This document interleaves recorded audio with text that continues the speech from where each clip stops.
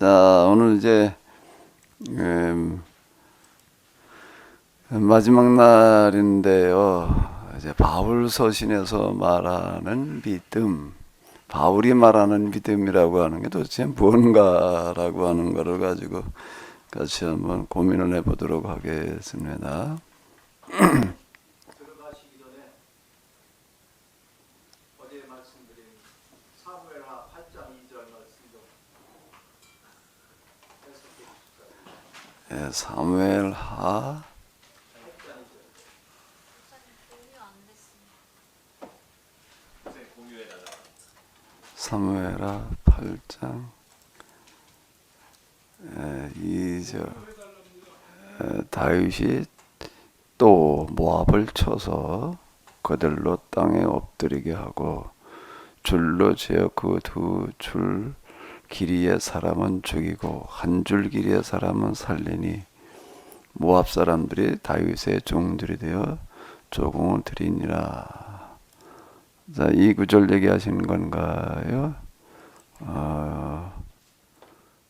글쎄, 지금 이제 이 부분은 다윗이 정복한 나라들에 대해서 쭉 이제 열거해 놓고 있는데, 그러니까 이 다윗이라고 하는 사람을 어떻게 이해해야 되느냐라고 하는 거를 어제 잠깐 우리가 이 부분 얘기할 때 정리했던 것처럼 아브라함은 큰 꿈을 가지는 사람인 게 세상 모든 사람들이 다 복받고 살아야 된다. 공평하게 살아야 된다. 그 계보가 이제 이삭, 야곱, 요셉에 이르러서는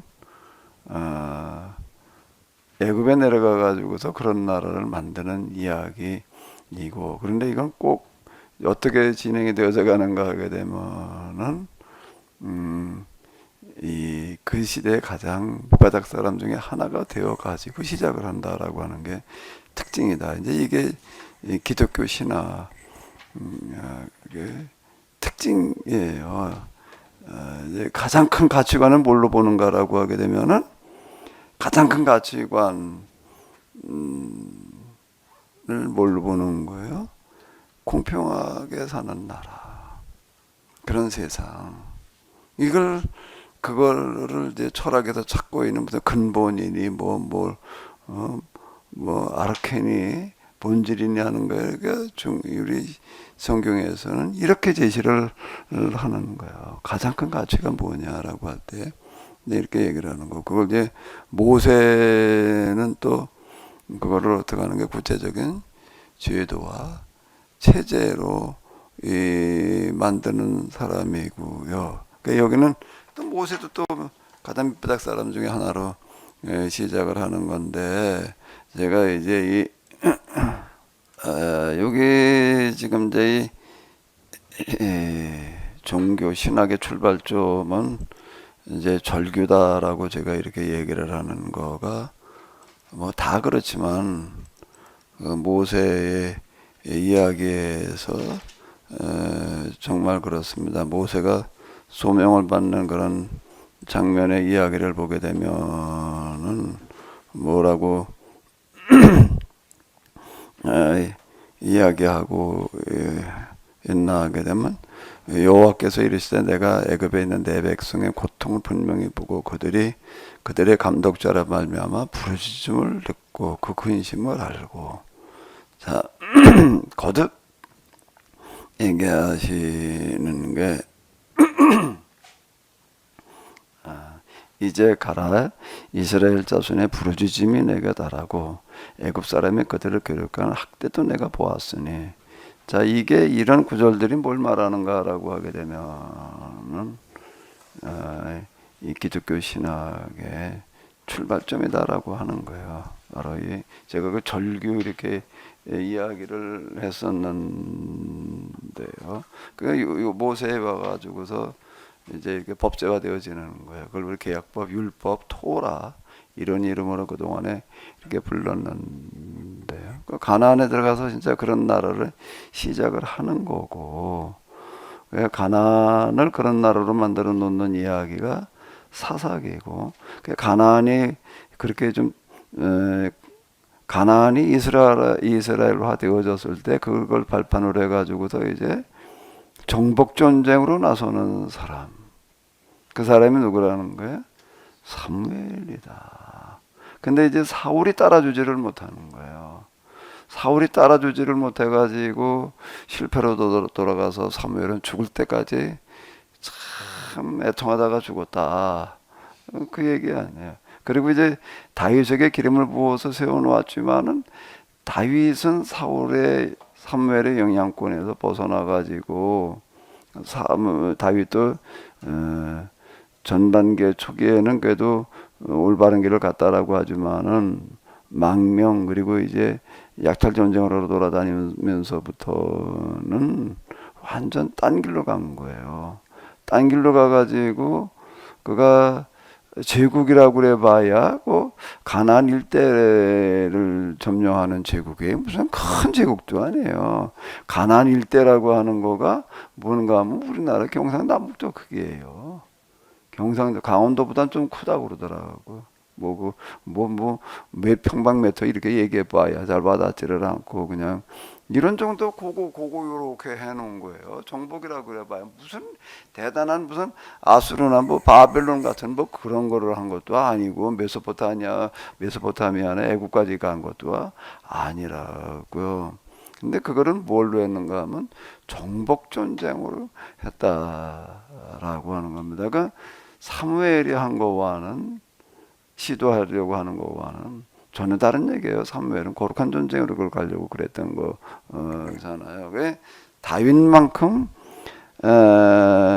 제국을 만들었던 사람 가운데도 다윗만큼 악랄하게 한 사람이 없는 것 같아요. 어제도 잠깐 얘기했던 것처럼 성전을 짓겠다는 명목으로 금이 10만 달란트, 은이 100만 달란트, 굴이 뭐 이건 아예 그건 셀 수도 없을 만큼 많고 거기다 석재와 목재까지 다 끌어모았다 하고 어디 가가지고서 쓸만한 건물이 있으면은 석재 있으면 옛날에 석재 하나 만든다는 게 이제 어마어마한 그런 작업이니까 그것까지 다 부셔왔다는 얘기가 되는 거예요. 다윗 같은 악랄한 왕은 없었어요. 거기다가 지금 또 이렇게 금방 말씀하신 것 사무엘하 8장을 보니까 8장 2절을 보니까 모압에 가가지고선 어떤 게 했는가 하면 사람들 갖다가 땅에다 쭉 엎드려 놓고 잣대를 가지고 가가지고서 재가지고서 두 줄 길이의 사람은 죽이고 한 줄 길이의 사람은 남겼다. 그럼 몇 분의 2를 죽이는 거예요? 3분의 2를 죽이는 거예요. 아니 한번 쭉 생각을 해봐. 땅바닥에다 쭉 뉘어놓고 잣대를 가지고 재가지고서 자 두 줄은 죽이고 한 줄은 살려놨다. 자 이렇게 이제 기록이 되어져 있어요. 그러면 지금 여기 사무엘 상하에서 그려놓은 다윗의 모습은 어떤 모습? 다윗에 뭘 얘기하려고 그러는 걸까요?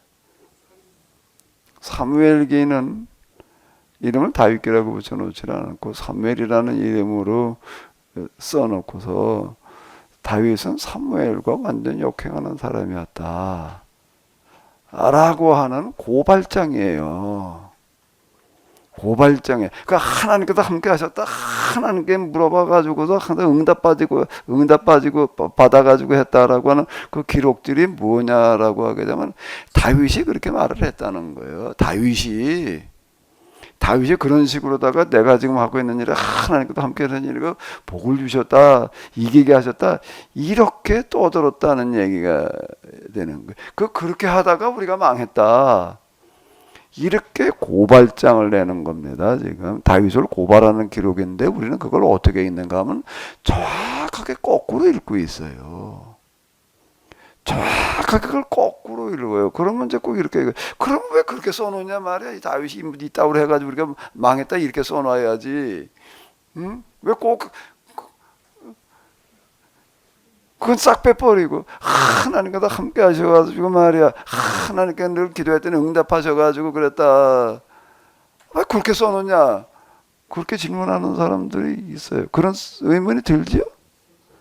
왜 그렇게 썼을까, 목사님?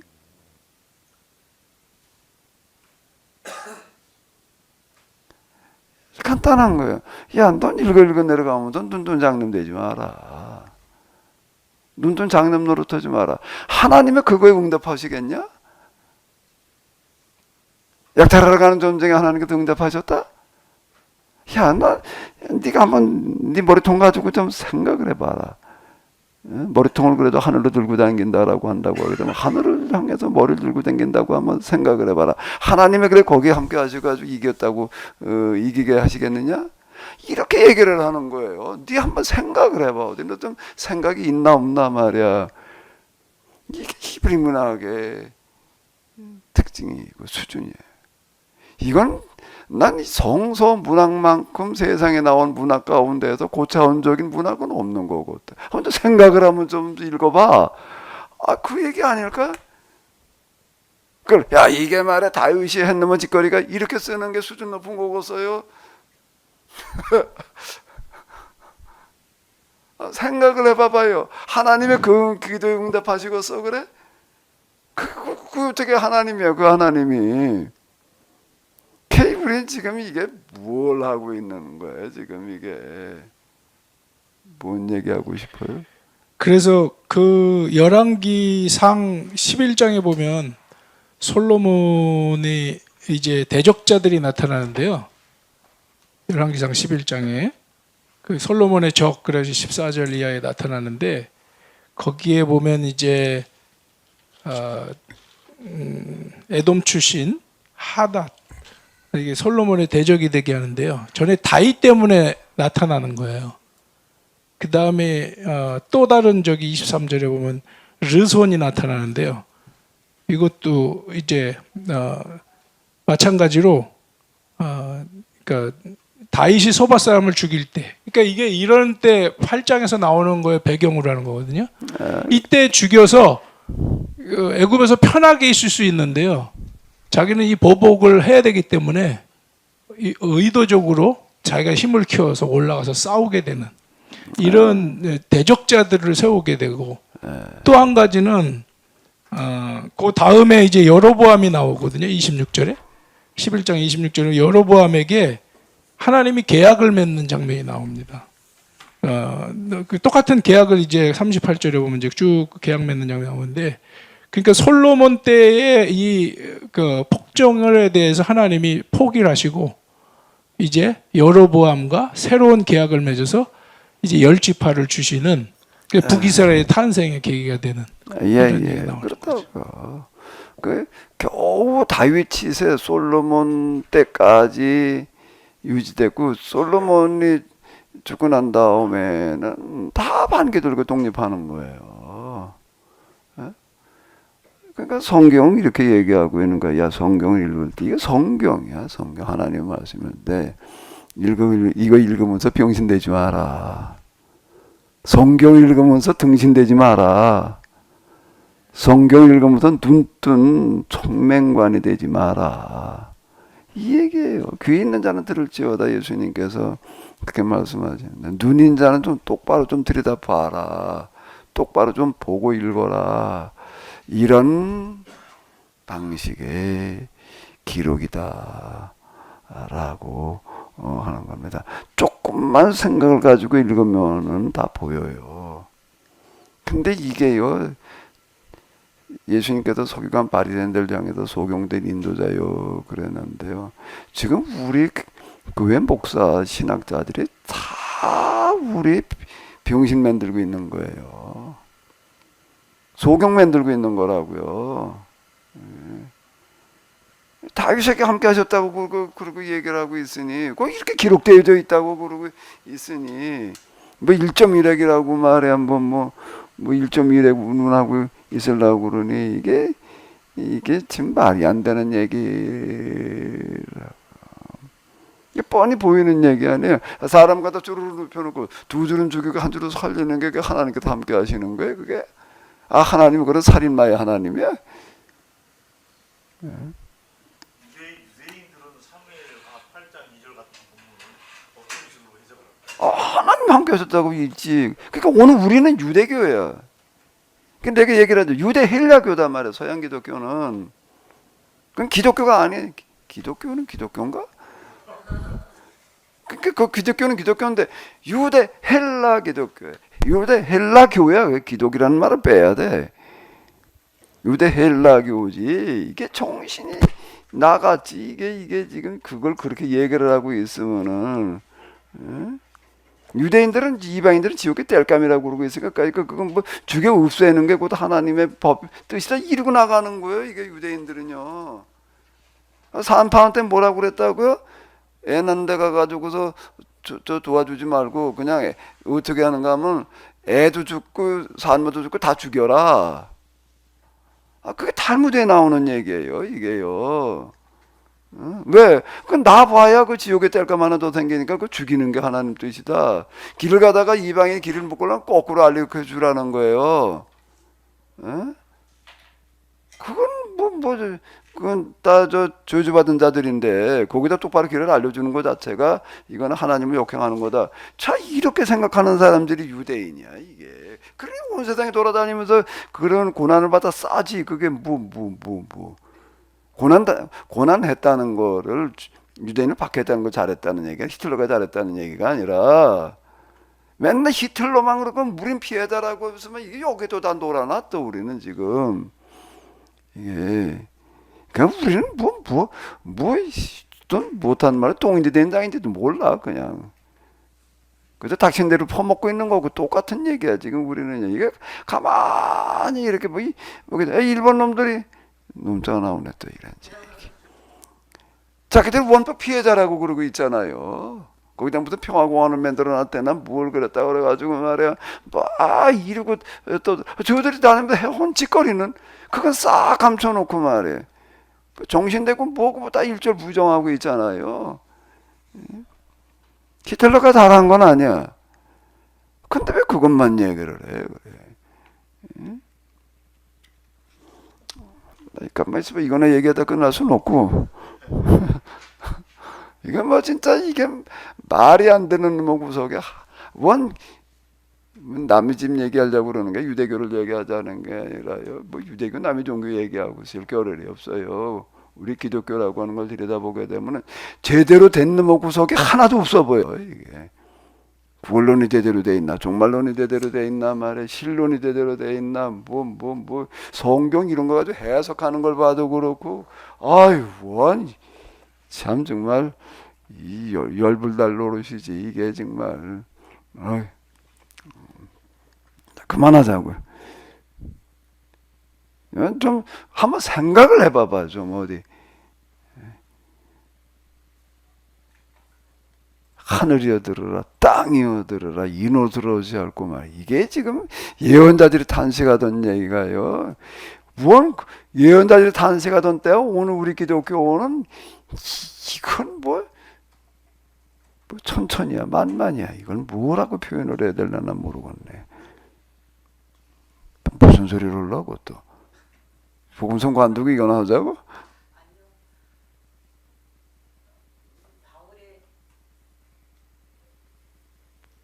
다윗이 나와 있는 그 히브리서 11장 그 9절 왜 다윗을 말했는지? 예, 그거를 말씀하셨는데 저는 그 앞에 있는 삼손도 엄청 좀 궁금하고 우리가 목사님 세미나에서 삼손 얘기하기 전까지는 그냥 삼손은 정말 하나님이 주신 큰 능력을 이렇게 주색잡기에 빠져가지고 그 능력을 펼치지도 못하고 눈 뽑혀가지고 비참하게 최후를 맞고 최후를 맞이하는 그 순간에 그래도 회개해서 그나마 이제 그 블레셋 군인 사람들을 죽인 그리고 비참하게 일생을 마친 그런 사람으로 알고 있는데 목사님 세미나를 통해서 삼손 혼자 고군분투하며 나라를 지키기 위해서 싸웠던 그 사사의 그 모습에 굉장히 감동을 받고 그랬잖아요.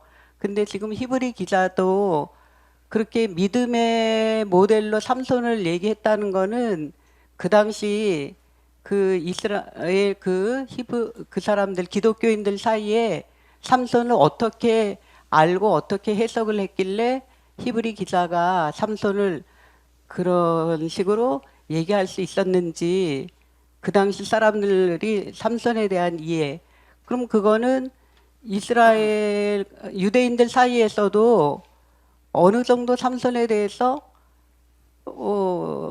그런 믿음의 사람으로 평가를 했다는 얘기가 아닌가. 그러니까 지금 구절상 다윗에 대해서 잘못 오해한 부분이 너무 많은 것처럼 삼손에 대해서도 우리는 지금 잘못 오해하고 있는데 히브리 기자가 쓸 당시는 그래도 삼손에 대한 올바른 이해가 있었지 않나, 그렇게 생각이 돼갖고요. 예, 뭐 더 얘기할 시간은 없는데 벌써 30분 이상이 지나간 거 같아. 이게 자, 내가 무슨 말을 더 하려? 기드온, 바락. 왜 드보라 대신 바락을 써놓고 있잖아요. 이 바락도 우리가 좀 생각해 볼 여지가 있는데, 삼손, 입다도 뭐라고 생각하는, 삼손도 완전 오해하고 있고요. 여기. 그리고 뭔가라고 입다도 또 뭐 경솔하게 소원을 해가지고서 뭐 딸 자식을 갖다 어떻게 했다는 식으로 또 이렇게 오해하고 있어요. 그러니까 삼손, 입다, 다윗도 오해하고 있는데, 잘못 알고 있는데 똑바로 알아라, 막 그렇게 얘기하고 싶었던 것 같아.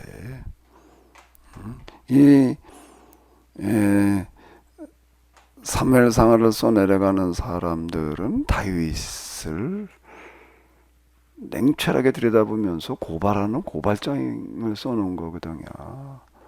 그렇다라고 한다면 히브리서 기자도 그 다윗을 모르고 있지는 않았을 거예요. 유대인식으로 보지는 않았을 거라고요. 그런데 여기다 다윗을 언급을 한 거는 다윗도 좀 똑바로 봐라, 아마 이런 식으로다가 이제 얘기를 하지 않았을까, 그렇게 얘기하려고 그러지 않았을까라고 이렇게 생각이 이렇게 드는데, 우리가 사무엘도 지금 우리가 사무엘을 뭘로 보는 거야? 겨우 백성들의 요구에도 왕이나 세워줬던 사람 정도로는 알고 있잖아요.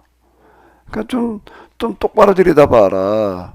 근데 이렇게 얘기하려고 그러지 않았을까? 눈 뜨고 소경 노릇하지 마라. 성경 읽으면서 병신되지 마라. 그 얘기 하고 싶었던 것 같아. 자, 일단 이제 그만하고 바울 서신으로 가요.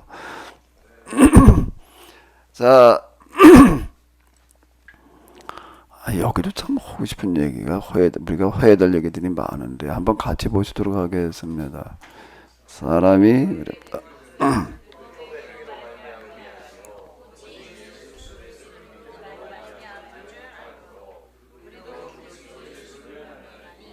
이는 우리가 율법의 행위로서 우리들 믿는 믿음으로서 의롭다함을 얻으려 함이라. 율법의 행위로는 의롭다함을 얻을 육체가 없느니라. 자, 다시요. 그런즉 무슨 법으로냐? 행위로냐? 아니라 오직 믿음의 법이니라. 아멘. 자, 이 구절을 갖다가 이제 갈라디아서 로마서에서 바울은 주로 행위가 아닌, 행위냐 행위로냐 아니라 오직 믿음의 법으로 니라. 오직 예수 그리스도를 믿는 이 믿음으로 말미암아 우리가 의롭게 된다라고 하는 것은 유대인들의 표현인데, 오늘 우리로 얘기를 하면은 구원받는다라고 하는 말과 같은 걸로 봐도 됩니다. 그래서 우리는 이제 바울의 이런 서신에 기초해 가지고 이제 우리의 구원론을 전개를 해요. 그래가지고 우리가 구원받는 거는 행위가 아닌 뭘로 구원을 받는다? 육체로 구원받는다 그러네. 이제 뭐 믿음으로 구원받는다. 이제 이렇게 얘기를 하고 있는데요. 그런데 이 바울이 무슨 얘기를 한 걸까? 무슨 얘기를 한 걸까라고 하는 걸 우리가 이해하려고 한다고 하게 되면은 그가 어떤 상황에서 왜 이렇게 말을 하고 있는가라고 하는 거를 먼저 알고 해석을 하려고 그래야 돼요. 우리가 어제 사사기를 들여다봤지만은 뭐 그냥 조금만 들여다보고 그냥 말았는데요. 거기 배교징계 회개 구원의 도식으로 다 이걸 다 써내려가고 있습니다. 그러니까 이것만 들여다보게 되면 이스라엘은 사사기 때 이건 완전 아주 믿음을 저버린 그런 사람들로 보여요. 응? 그렇게 쭈루루 읽다 보게 되면은 그냥 그것만 가지고 보면 근데 이제 그걸 그러면 이건 이 기록한 사람은 무슨 상황에서 이렇게 기록을 했는가라고 하는 거를 먼저 알고 그걸 읽어야 되는 거거든요. 에? 무슨 상황에서 왜 그렇게 말을 하고 있는가를 알고 읽어야지 되는 거예요. 그럼 사도 바울 서신도 마찬가지예요. 특히 갈라디아서, 로마서에서 이렇게 얘기를 하고 있는데 갈라디아서와 로마서에서 바울은 왜 이렇게 말을 하고 있는가? 이거는 없이 그냥 사도 바울이 몇 장 몇 절에서 이렇게 얘기를 했다. 여기 봐 그냥 행위가 아닌 믿음으로 구원받는다고 그래서 이러고 있는 거예요. 이게 기독교 2000년 역사 내내 이러고 있어 이놈의 난 도대체가 이게 이해가 안 돼. 예? 기독교 2000년 구원론이 그래 이걸 가지고 구원받는다고 이렇게 말을 하고 있는 거예요. 바울이 이렇게 말을 했다는 거예요. 그 바울이 왜 그렇게 말했느냐, 그걸 가지고 뭘 말하려고 그랬느냐, 이건 없어요. 나도 우리 학교 다닐 때 뭐 이 얘기 많이 들었는데 이걸 가지고 얘기하시는 분들 가운데도 바울이 어떤 상황에서 왜 이렇게 말을 했는지 그게 그 당시에 무슨 의미였는지 아니 이걸 얘기하는 걸 내가 들어본 적이 없어요. 내가 그 뭐 로마 바울 서신 이런 거 그때 세미나로 다 했잖아요. 내가 그 세미나 준비로 제일 벅차고 힘들었던 게 바울 서신 할 때인데, 여긴 뭐, 일단 무엇가 힘든가라고 하게 되면은, 그래도 바울에 대해서 신학자들이 뭐라고 그러고 있나라는 걸 좀 들춰보고 하려고 그러는데, 제일 힘든 게 뭐였을까? 무엇 읽어야 될지 선별하는 게 제일, 다 읽을 수는 없고, 왜, 너무 많아가지고, 뭐 복음서에 대한 책과는 비교가 되지 않을 만큼 바울에 대한 책은 뭐 너무 많아. 그 이놈을 어느 놈을 읽어야 될지를 선택하는 게 제일 힘들어. 그러니까 이것도 저것도 뽑아가지고 와가지고 그러니까 이놈가 또 이만큼이야. 이놈을 들춰보느라고. 그냥 내가 뭘 들춰보려고 그랬을까 거기서.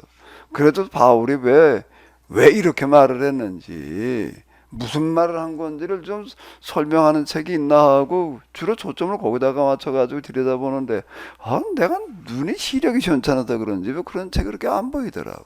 책을 내가 잘못 골라왔는지 그 책을 골라올 때 뭐 내가 이 책을 다 알고 고르는 건 아니니까 그래도 거기 쓴 사람이 저자의 양력이 대충 나오잖아요. 그래도 그쪽 분야에 좀 전공한 사람들의 책이라고 생각되는 거 위주로다가 좀 이렇게 샀는데 가능하면 내가 이제 조건이 가능하다면 로마서 가지고 아예 박사학위 받은 사람, 이거 바울 가지고 박사학위 받은 사람들 책들 이런 거 위주로다 내가 고르라고 하는데도 도대체가 도대체 제대로 대먹은 놈 구석에 하나도 없다라고 제대로 대먹은 놈 집구석에 하나도 없는 것 같아. 그런 생각이 드는 건 바로 이런 거예요. 그리고 그냥 여기서 몇 장 몇 장 이거 이렇게 얘기했다는 것만 가지고 그냥 주구장창 그냥 복창대를 하고 있는 거예요 지금요. 그 바울이 처해 있던 상황이 어떤 상황이냐, 그가 뭘 하려고 했느냐. 바울이 한 가장 중요한 일이 뭐냐? 이게 기본적으로 물어야 될 얘기인 것 같은데 왜 이걸 묻지 않은지 난 잘 모르겠어. 초기 단계에 우리 사람하고 내가 저 답답해가지고서 이런 소리를 하게 되면은 우리 사람이 꼭 뭐라고 그랬을 것 같아. 뭐라고 그랬는지 기억나셔? 뭐라고 그랬어? 그럴 때마다 당신이 잘못됐겠지 말이야. 그래. 그럴 리가 있어. 그래. 그거 얼마나 당신하고는 비교도 안 될 만한 사람들 많은데 말이야. 그 사람들이 잘못되고 그게 다 잘못되고 당신만 옳다는 거야. 그래. 당신이 잘못됐겠지. 내가 생각해도 그래. 내가 생각해도 도대체가 이게 말이 안 되는 거야. 이게. 내가 잘못됐겠지. 다시 생각을 해봐도 이놈의 아닌 거야. 이게 참 답답한 노릇인데요. 이게 깝깝한 거야. 깝깝해. 이게 지금도 요즘 신학들 맨날 루터가 칼빈이 이거나 울고 먹고 그러고 있으니 이걸 이게 소벽 잡고 갖다 울고 먹어도요 한 2번 울고 먹으면 더 울고 먹을 게 있어요? 없어요? 한 2번 울고 먹으면 부연물 나보다가 조금 더 울고 먹으면 뭐가 나오나? 나올 게 개뿔도 없어요. 이걸 500년 울고 먹고 있으니 말이야. 이게 지금 이게 정말 열받지 않게 하는 구석이 하나도 없어. 이게 지금 도대체가 말이 안 돼. 이게 도대체 설명이 안 되는 거예요. 설명이 안 되는 거예요. 내가 비로소 하나 이해되는 게 하나가 있어요. 영성의 영성을 경험한 영성에도 경험한 마귀의 실체를 보고 나니까 그걸 가지고 생각해 보니까 이게 완전 마귀신 거야. 이게 마귀의 노름판이 유대교가 마귀의 노름판이었던 것처럼 네 애비는 뭐다? 예수님께서 서기관 바리새인들을 향해서 뭐라고 그랬죠? 예수님께서 뭐랄까 귀신 들려가지고 저런다 말이야. 이러고 나오는 거예요. 서기관 바리새인들이. 예? 병자 고치고 그렇게 귀신 들려서 오는 일이라고 그러고 있는 거예요. 예수님께서 뭐라고 그러시는 거예요? 네 애비가 뭐다? 거짓 애비다 말이야. 귀신 들린 자들이라고 이제 예수님께서 이렇게 얘기를 하셨는데 서로 귀신이었다고 그랬어요. 예수님 당시에. 이 신학의 길을 잘못 가는 어떤 이런 것들이 이게 귀신의 장난에 놀아나는 거예요. 그래가지고 이게 귀신이 쓰이면 똑바로 보지를 못하거든요. 그리고 귀신의 영은요 전염력이 워낙 강해가지고요 옆에 가기만 하면 옮겨붙어요. 콜레라 뭐였지? 코로나 보다도 전염력이 더 강해 이게. 그래서 다 거기에 지금 전염돼 있는 거예요 지금. 이거 그렇지 않고 설명이 안 돼. 이게 말이 안 되는 거지. 자, 그럼 여기서 일단 이것만 가지고 우리가 여기 제가 인용하는 요 구절만 가지고 놓고 보더라도 무슨 행위라고 그랬는가라고 하게 되면 무슨 행위라고 그러는 거야?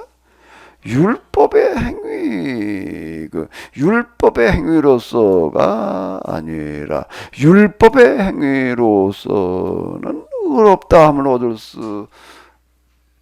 얻을 육체가 없느니라. 물론 이제 로마서에 와서는 이제 갈라디아서가 먼저 쓴 거고 로마서가 나중에 쓴 건데 무슨 법으로냐 이제 이렇게 행위 무슨 법으로냐 율법의 행위로 보지 무슨 법이라고 하는 것 속에도 이제 같이 들어가 있는데요. 그건 사도 바울이 이렇게 얘기를 한 거예요. 행위로 구원받을 수 없다고 그런 게 아니라 뭘로 구원받을 수 없다고 그런 거죠? 율법의 행위라고 그런 거예요. 근데 이건 우리 또 빼버려. 그냥 행위의 법으로는 구원받을 수 없다. 김병 목사님은 어제 저녁에 잠 안 주무셨어? 뭘 했다고? 누가 여기서 구슬했다고? 축구 귀신이 있어가고요 잠을 못 잤다니 그래. 아, 저 방에 들어가서 자주 자고 있더만 왜 또 있지? 아이고 소리 때문에 잠을 못 잤다. 캐노시에서 될라 그래갖고 축구 우산 버려야 돼. 좋은데 보지 마. 어이, 이게 어제 또 점심 먹고 나가서 툭툭 뛰고 와가지고 이제 뭐 초죽음 돼가지고 들어와가지고서는 또 뭔 딴소리 하고 있어 그래. 밤에 자야 돼. 10시 되면 자야 돼. 뭐 자질 말랬느나 뭔 얘기. 뭐 1.1헥토라고 하는 거는 잘 아는데 뭐의 1.1헥인지는 몰라요.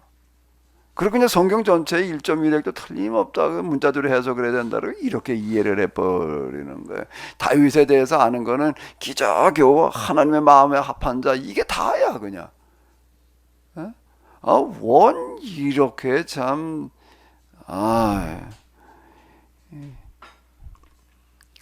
율법의 행위라고 얘기를 하는 거예요. 율법의 행위로는 구원받을 자가 없다 이렇게 얘기를 한 거예요. 그냥 행위가 아니야 이게. 이게 아니야? 근데 왜 율법은 빼놓고 읽어요? 왜? 그러니까 여기서 얘기하는 율법이라는 게 무슨 율법을 말하는 거예요? 그러면 이걸 또 이제 이렇게 된 거예요. 그럼 뭐 율법이 계약법인데 계약법을 지키는 거 가지고 구원받지 못하는 거냐? 이렇게 말한 거냐? 또 이렇게 들을 수가 있어요. 그럼 계약법 지키는 거 가지고는 계약법 지키는 실천 행위 가지고 구원받지 못한다 이렇게 얘기한 거냐? 또 이거 그렇게 얘기를 한다고 이거를요. 바울이 그렇게 말했다고 또 그래요. 이걸 오늘 우리가 바울의 소신을 가지고 구원받는다고 얘기하는 걸 가지고 제일 열받고 있는 사람이 누굴까? 바울은 잠들어 있으면서 지금 악몽에 시달릴 것 같아요. 뭐 무슨 축구 귀신이 붙어가지고 잠을 못 잤다고?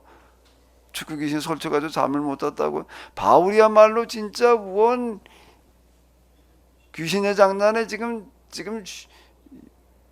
평안히 잠이 안 들어 있을 것 같아. 말이 안 되는 소리라고 있지요.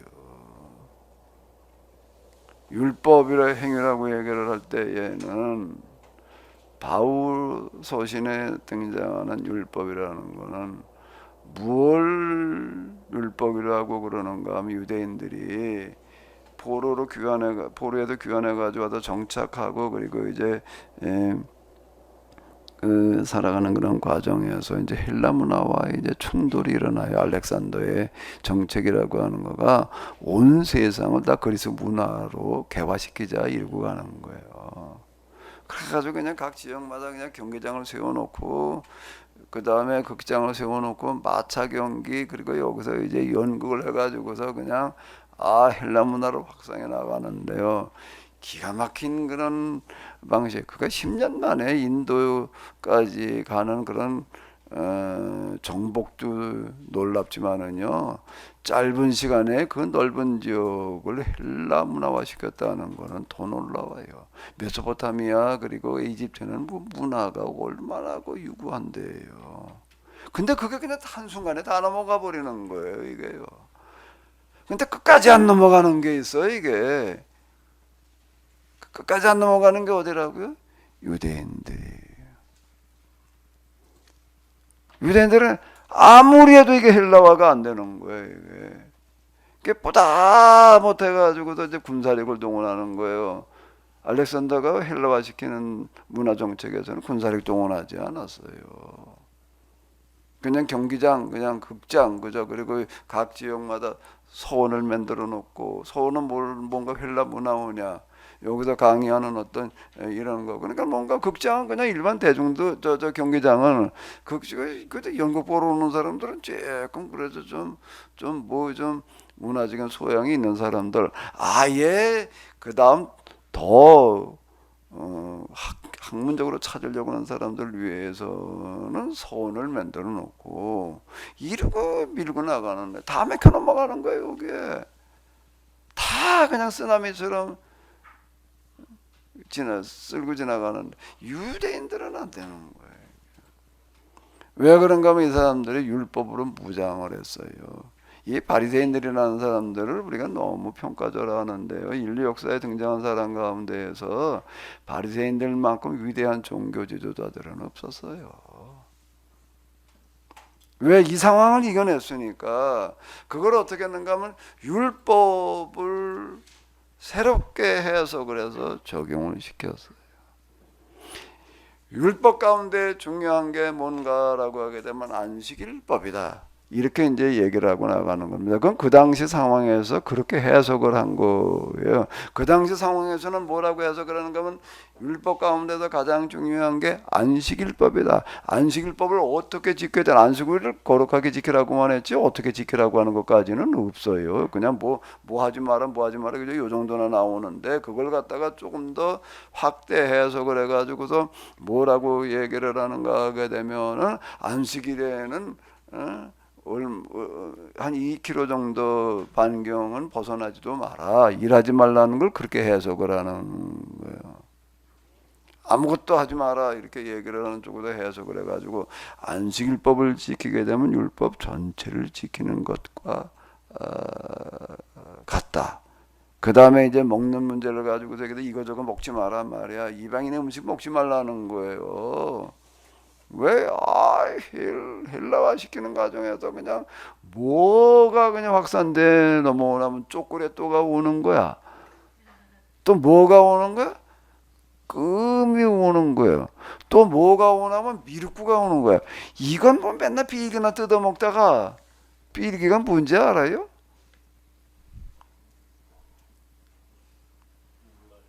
얼굴 표정 보니까 비리기를 한다는 사람이 하나도 없는 거거든. 그럼 뭐 이렇게 허옇게 기울어 오는 거 있어요. 그 나오기 전에 통통한 거 그걸 뜯으면 그거 예? 동네마다 좀 다른데 저희 동네는 삐비라고 해요. 내가 말을 잘못해서 그런 거 그런 거나 뜯어 먹다가 이거 뭐 미륵구를 하나 얻어 먹어 보니까 미군한테 미륵구가 지금도 있더라고 마트에 가니까 밀크 카라멜. 미륵구라고 그랬어요. 미륵구를 하나 먹어보니까 초콜릿도를 하나 얻어 먹어보니까 이게 거기다가 또 뭐야 뭘 하나 얻어 먹었나면 금을 하나 던져줘가지고 뭔가고 질건질건 씹어봤더니 단물이 나와가지고 이놈은 하루 종일 씹어도 없어지지를 않아. 그러니 뭐해 이렇게 금을 한번 씹어보니까 이게 뭔 도대체가 그냥 금 씹고 있는 애 보면 부러워가지고서 그냥 그거 금 씹다가 어떻게 했죠? 밥 먹을 때는 어떻게 했어요? 밥상 밑에 그렇게 붙여놨다가 밥 먹을 또 왜 밥 먹을 때 그 같이 먹다가 넘어가니까 어떤 애 금 씹다 넘어갔다고 우는 애 있었어요. 그거 없어졌다고. 거짓말인 줄 아는 이런 참. 이거 여기다 밥상 밑에 붙여뒀다가 또 어떤 놈이 어떻게 또 훔쳐 먹는 애가 있었어. 또. 그걸 또 오늘 씻고 내일 씻고 모레 씻고 다 보면 그것도 어떻게 되나 허옇은 게 꼬먹게 돼요. 나중에 단단해. 이거 씻고 또 씻고 또 씻고 또 씻고 똑같은 상황이 벌어지는 거예요. 지금 여기에 똑같은 상황이 벌어지는 거예요. 이게 막 밀려 들어오니까 그냥 무차별적으로 넘어가 버리는 거야. 그런 거 먹지 마라. 쉽게 얘기하면 미륵구 먹지 마라. 또 먹지 말라고? 초콜릿도 우린 껌이라고 그러질 않았어. 껌이라고 그랬지. 표준말을 써주세요. AI가 헷갈려요 지금. 노트 기록하고 있는데 끔이라고. 내가 문제 AI 들으라고 얘기를 하고 있나? 뭔 AI가 지금 나하고 뭔 상관이야?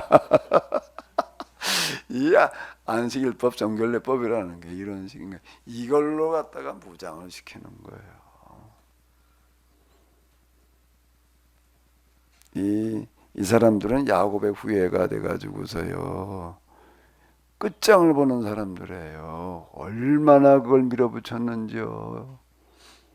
유대인들이 다 이렇게 돼버렸어요. 그 여기 안 넘어가는 거예요. 그래가지고 그 다음에 이제 뭔가 군사력을 동원하는 거, 강제로 예루살렘에 들어와가지고서 성전에다 갖다가 제우스 신상을 세워놓고 돼지 머리를 갖다가 제살 드리고 이러고 나가는 거야. 그러니까 또 어떡하나 이번에는요. 묵시문학이라는 걸 개발을 해가지고 또 여기에 또 맞서는 거예요. 이 묵시문학이라고 하는 거고 뭐요? 유대인들의 그 율법 재해석이라고 하는 거가 이게 놀라운 영향력을 발휘해 가지고서요. 그 다음에 그걸로만 끝나지를 않았어요. 묵시문학을 가지고 여기에 맞서야 된다고 독려를 해가지고 마카비 운동이라는 게 또 일어나요. 마카비 운동은 시리아라고 하는 건 뭔가 하면 헬라 제국의 분해가 됐는데 중심 그 왕국을 시리아지고 수리아 안디옥이 수도였는데 그래도 시리아 이렇게 부르는데 이제 애굽에 하나 있었고 시리아에 하나 있었고 이제 그리스 본토에 하나 있었고 이렇게 삼분화되어지는데 그 중에서 제일 강력했던 거가 시리아고 그 안디옥 거기니까 이제 이스라엘은 여기에 지배를 받고 있었어요. 근데 이런 묵시문학, 율법, 재해석 이런 거에 기초를 해가지고 유대인들이 들고 일어나가지고 마카비 운동이라고 하는 게 있는데 무력으로 맞서가지고도 무력으로도 이겼어요. 결국 시리아가 군사력으로다가 동원했다가 실패한 거예요. 이게 유대인들이에요. 그때 그 사람들이 율법을 다시 해석을 해놨던 거가 율법 이렇게 얘기를 하는데 그때 얘기할 때 율법은 용어는 똑같이 율법인데 우리가 알고 있는 신의 단 율법이 아니에요. 재색된 율법이었어요. 그럼 이거는 뭐라고 불러야 되나? 유대교 율법이라고 이해를 해야지 돼요. 신의 단 율법이 아니에요. 여기서는 이 사람들은 이렇게 얘기를 하는 게 우리가 말해 이것만 지키면 우리가 의롭다함을 얻는 거야, 구원받는 거야 이렇게 얘기를 했어요. 안식일법 지켜야 되고 정결례법 지키고 말이야 또 무슨 뭐 몇 가지 그거 요거만 지켜봐봐. 그러면 하나님께서 의롭다 여기시는 거야. 그렇게 얘기할 때에는 문제가 없는 거예요. 이게요. 그거에 힘입어 가지고 헬라화를 이겨내고 동시에 여기에서 세계사가 뒤바뀌는 일이 일어나는 게 헤브라이즘이라는 게 등장을 하는 거예요. 헬레니즘을 이겨낸 것뿐만이 아니라 쌍벽을 이루는 문화가 등장을 하는 거가 그 문화를 헤브라이즘은 이때부터를 헤브라이즘이라고 그러는 거예요. 그전에 게 유대주의, 유대교. 근데 그 이후 그거를 이제 헤브라이즘 이렇게 불러요. 그 이후 서양은 헬레니즘과 헤브라이즘 시대로 가는 거예요. 그거를 만들어내는 사람들이 누구라고요? 바리새인들이에요. 지금 헤브라이즘이라고 하는 거가 헬레니즘을 능가하는 그런 시대가 오는 거예요.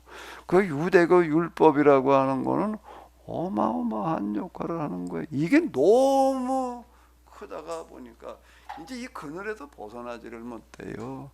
이런 상을 빗대 가지고 쓰는 무슨 아주 소설이 있어요. 그 문학가라는 사람들이 대단한 사람들이에요. 문학가들은 표현력이나 이런 것들이 대단한 사람이에요. 난 드라마 같은 거 좀 화제되는 거 조금 이렇게 들여다보는데 드라마 내용을 보는 게 아니라 뭘 위주로 보는가 하게 되면은 이 작가는 어떻게 이걸 끌고 나가나, 뭘 소재를 해가지고 장면마다 이걸 어떻게 끌고 나가서 이게 사람들을 갖다 몰입하게 만들어 놓나. 난 이제 이런 걸 가지고 또 이렇게 들여다봐요. 또 요즘 또 웹툰이라는 게 있더라고요. 저는 만화 그러더니 어느 날 보니까 뭐 웹툰. 그럼 난 아직 웹툰 무슨 짓인지 잘 모르겠는데 무슨 만화 나부랭인 거 같아요. 근데 이걸 또 보니까 사람들이 웹툰에 또 그냥 그 웹툰을 어떻게 있는 것도 그 간단하게 그려나가나 말이야. 난 놀라운 거더라고요. 그런 문학가들이 대단한 거다. 성서 문학가들만큼 차원 높은 사람은 없는 것 같아. 야, 눈 똑바로 들여다봐. 이런 식으로 얘기를 하고 있는 거예요. 이건 말이 되는 얘기인지 안 얘기인지 너 좀 한번 분별하면서 읽고 이 얘기거든요. 기가 막히게 써내려가는 어떤 이런 건데 이 무슨 소설이 있는가라고 그렇게 되면은 어느 동네에 그냥 괴물이 나타나가지고 맨날 사람을 갖다 그냥 하나씩 바치라고 그러고 그냥 괴롭혀가지고 살 수가 없어 등살에 그냥. 예? 그 누구도 뭐 맞서는 사람이 없어요. 보다 못해가지고 어떤 사람이 하나 나서서 맞서가지고 가서 진짜 죽을 고생을 해가면서 괴물을 잡아놓고 왔어요. 그래도 이제 이 아주 재앙의 근원을 꺼내버렸다 그러고 왔더니 사람들이 다 도망가. 왜 도망을 갔지? 자기는 몰라요. 왜 도망을 가요? 자기를 환영해 줄 줄 알았더니 다 도망을 가는 거예요. 전에 괴물보다 더 무서워하고 도망을 가버려요. 이유를 몰랐어. 이유를 몰랐는데 그러니까 말해주는 사람도 없고 물 먹으러 가가지고서 물속에 비친 지 모습을 보니까 뭐해? 지 모습이 바뀌었어요. 뭘로? 그 괴물보다 더 무서운 괴물로 이게 이런 걸 고발하는 얘기예요. 몰라. 난 기억력이 현찮아가지고 그런 거 되게 그 이것도 다 기억이 안. 뭐 그런 거 있잖아요. 왜 그런 거 있죠? 뭐 이런 거 뭐 이솝우화그 놀라운 얘기잖아요. 이런 것들 이렇게 보게 되면 그 짧은 얘기들 속에서 임금님 귀는 뭐 당나귀 귀 뭐 이런 거 뭐 이게 얘기하려고 하는 어떤 이런 것들이 거기 들어 있는 건데요. 이 짝이 나는 거예요 지금 이게요. 그런 짝이 나는 교리가 둘이 있는데 뭔가 하게 되면은 인과응보 교리예요.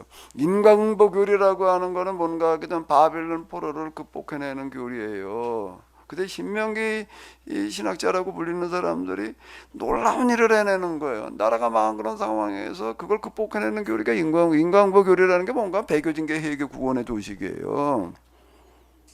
배교징계 회개 구원으로도 해석해 나가는 그걸 인과응보 교리. 그거 이제 교리화 시킨 걸 인과응보 교리 이렇게 얘기를 해. 우리가 계약법을 어겨 가지고서 이런 징계를 받은 거야. 이게 이제 인과응보 교리. 근데 이게 괴물이 되는 거예요. 그걸 고발하는 게 욥기라고요. 괴물화된 인과응보 교리를 고발하는 게 뭐라고요? 욥기. 그리고 또 우리는 특별하게 선택받은 사람들이야. 이게 헬라화 과정에서 이걸 가지고 강조하는 거야. 우리는 특별해. 우리는 이방인들은 다 땔감이고 말이야. 우리는 특별해. 그걸 뭐라고 그래요? 선민사상이라고 그러는 거야. 왜? 그렇게 하지 않고서는 특별의식을 고취시켜놓지 않고도 어떻게 이걸 이겨내게 해? 그걸 가지고 헬라화를 이겨내는 거예요. 그 선민의식이라고 하는 게 그런 거라고요. 그러니까 우리는 특별한 사람들이야. 그거를 근데 그게 또 괴물이 되는 거예요. 그게 고발하는 책이 뭐죠? 요나서예요. 이게 요나서에서 보면 니느웨 사람의 문제가 아니에요. 요나가 문제 이놈의 지금. 에? 그게 놀라운 이 포로기 문학들이라고요. 이런 것들이요. 그게 세상을 바꿔놓은 역할을 했어요. 그 중에 하나 이제 우리가 이제 의인글이라는 게 나오는 거예요. 의인론이 나와요. 유대교 의인론이에요. 우리가 어떻게 의롭다함을 얻느냐라고 할 때 요 율법 조항들 지키면 어려워지는 거 이렇게 가르치는 거 그게 전통이거든요. 그게 뭐가 되는가 하게 되면은 그런 전통이 정통 신학이 돼서 딱 고정을 시켜 놓으니까 그 다음에 정통 신학 그러면 그 다음에는 손 못 대는 거예요. 그건 성역이야. 그럼 그대로 그냥 따라가야 되는 거예요. 그게 정통 신학이 돼 버리니까 그 다음에 뭐가 선민사상이, 뭐가 인과응보 교리가, 뭐가 의인론이 정통 신학. 그건 누가 잘못됐다고 그러면 안 돼. 그건 손 좀 봐. 무슨 손을 봐? 무슨 소리야? 이게 정통인데 이거 손 댔다가 정통으로 의도 맞아주고 이런 식이 돼 버리는 거야. 예? 근데 하나님한테 막 의도 맞아. 그래서 정통이라고 그러는 거야. 정통으로 막 의도 맞아주는데 정통으로 의도 맞으면 어디 의도 맞는데? 급속으로 의도 맞는다는 얘기야. 다윗이 골리앗 때려 눕히는 거 똑같은 얘기야. 예? 근데 정통으로 의도 맞아 주고 싶어? 덤비지 마라. 이러고 내려가면 그 다음에는 끝나는 거야. 그걸 도구마라고 그러는 거예요. 정통 교리 신앙. 그래도 더 이상 이제는 손 못 대게 하는 걸 뭐라고 부른다고요? 도구마 되어지게 되면은 그 다음에는 그게 뭐가 되는가 하게 되면 괴물을 죽이고 와서 더 괴물이 되는 악마화 되어지는 교리가 되는 거예요. 기독교 구원론이 이게 정통교리를 딱 못 박아놓은 게 2000년 동안 누구도 손 못 대는 거예요. 이 모양이 이 꼴이 되는 거예요. 하나하나 이게 정통교리 정통만 여기 손대지 마라 그럼 네가 얻어맞아 죽어 그러는 게 정통 교리가 얻어맞아 죽었어 지금. 정통 신앙 얻어맞아 죽어가지고 이 모양이 되는 거야. 그럼 바울은 지금 그걸 고발하는 거예요 지금. 그걸 고발하는 책이 정통 의인론을 고발하는 책이 바울의 서신이에요. 그러니까 율법의 행위로는 구원받지 못한다는 얘기가 뭔 얘기? 율법을 지키는 헬라화에 대처하기 위해서 도전을 만들어놨던 그걸 지키는 거 가지고서는 구원받는 게 아니에요. 이렇게 얘기를 하는 게 그게 갈라디아서 그게 로마서예요. 눈가를 좀 똑바로 뜨고 봐야 돼. 예.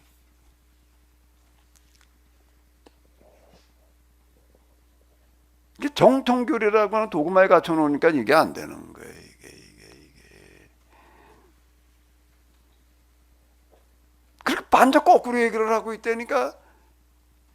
바울의 행위를 구원받지 못해 믿음으로 구원받았다고 얘기하는 거 뭐하고 똑같은가? 사무엘서 가지고 다윗이 하나님의 마음에 합한 자라고 해석하는 거고 똑같아. 사무엘서가 다윗을 고발한 책인데 바세바의 얘기 뭐 이런 거 그게 다 그게 고발하는 책이라 저 영태기로 넘어가면 싹 빠져버려요 이게요. 어? 고발하는 뭐 책을 갖다가 눈깔이 삐어가지고 다윗을 성군으로 다 이렇게 지금 치발라 놓고 있는 꼬라지야 지금 이게 우리가. 그래서 맨날 다윗 뭐 조다윗도 있었잖아 우리나라에. 그 어느 날 보니까 이름 바꿨더라고. 조다윗 한참 그러더니.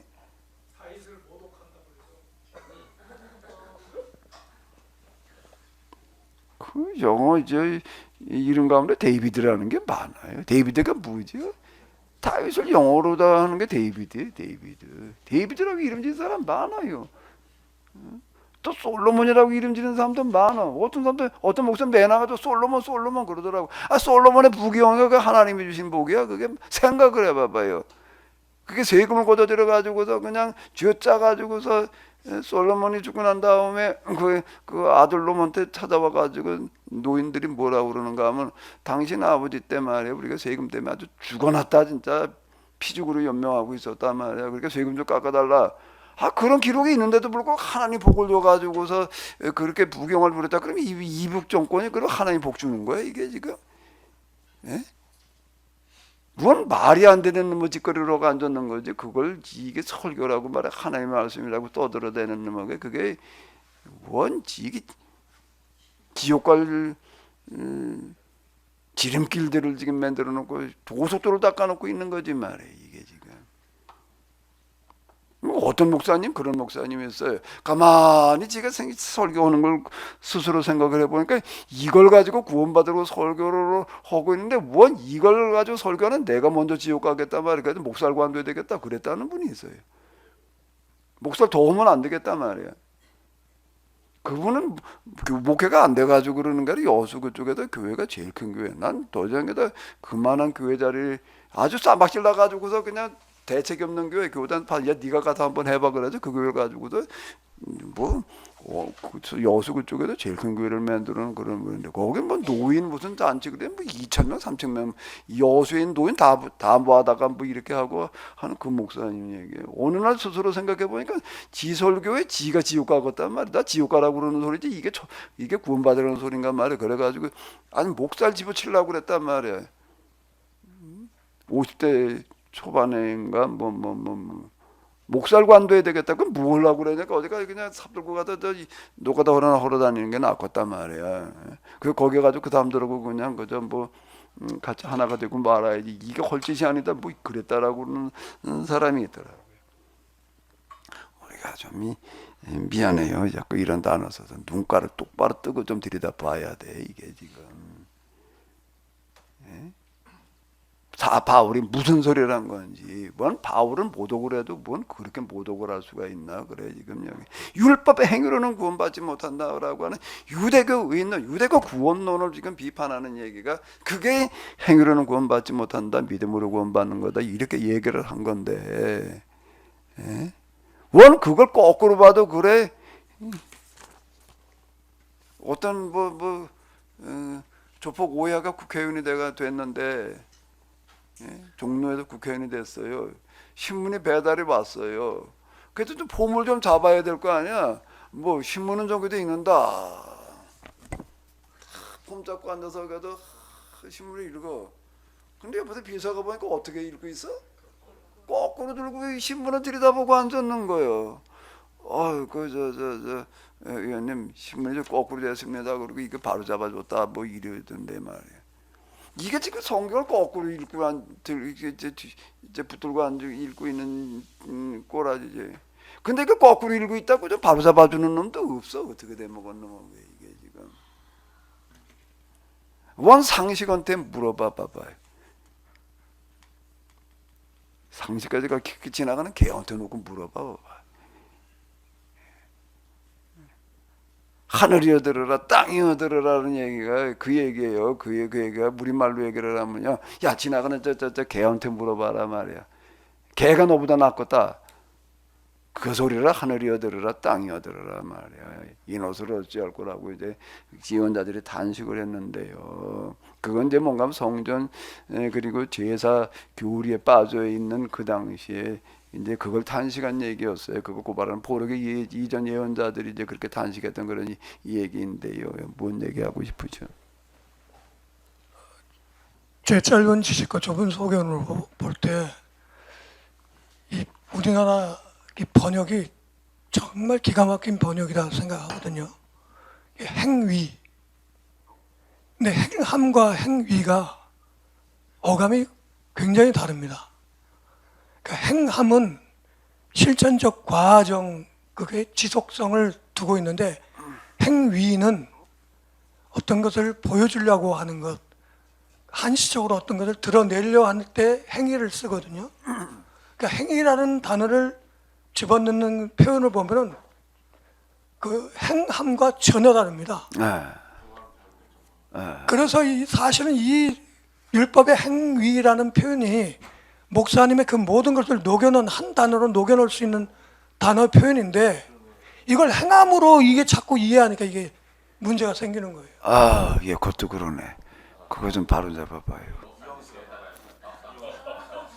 제가 세미나 할 때요, 유대교 율법과 시내산 율법을 구분해서 읽어야 된다 말이야. 바울이 얘기할 때 율법은 대부분의 유대교 시내산 율법이 아니라 유대교 율법 얘기하는 거다 이렇게 얘기를 했더니, 그때 그 참석을 했던 사람 가운데에서 그 신학을 전공한 전임은 아니고 이제 강사로 있는 어떤 그런 분이 이제 듣고서는 그 말에 이제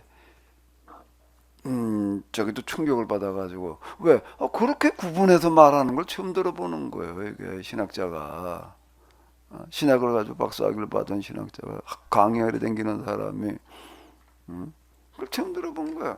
그래가지고 찾아봤어. 이 시내산 율법과 유대교 율법 구분해가지고 말하는 책이 나오고, 그것만 또 눈을 부릅뜨고 찾아봤대. 그 기가 막히게 그런 책이 없더래. 근데 어디 무슨 책이 하나가 좀 비슷하게 얘기를 하고 있더란 말이에요. 자, 이게 지금 우리의 현주소에 이게. 난 그렇게까지는 안 찾아봤는데, 그러고 와도 얘기하는 사람이 있더라고. 그 유대교 율법이라는 말을 내가, 그냥 율법, 유대교 율법이라고, 신학을 가지고 박사학위를 받았어도요, 뭔 그런 거에 대해서는 이놈의 정리가 안 되는 거야. 그거 가지고 그게 충격을 받아가지고 가도 그 책을 다 찾아봤더니 그렇게 구분해가지고 얘기하는 책이 없더라. 이게 참 말이.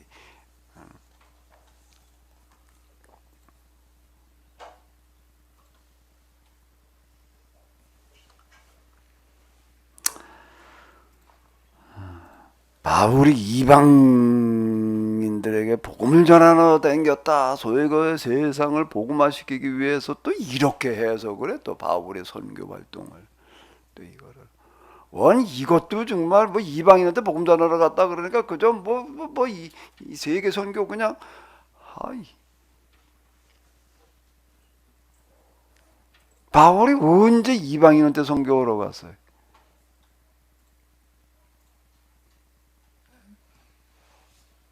바울이 언제 이방인한테 선교하러 갔어요? 이방인 지역에 있는 회당에 선교하러 갔지.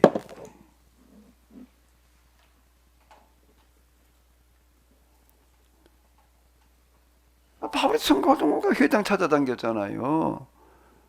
나중에도 드란노 소원에서 좀 이제 뭐 활동하고 뭐 이제 그러기는 했지만은 그럼 뭘 한 건가라고 하게 되면은요, 이 바리새인들이라는 사람들이 얼마나 놀랍고 대단한 사람들이었는가 하게 되면은 유대인들은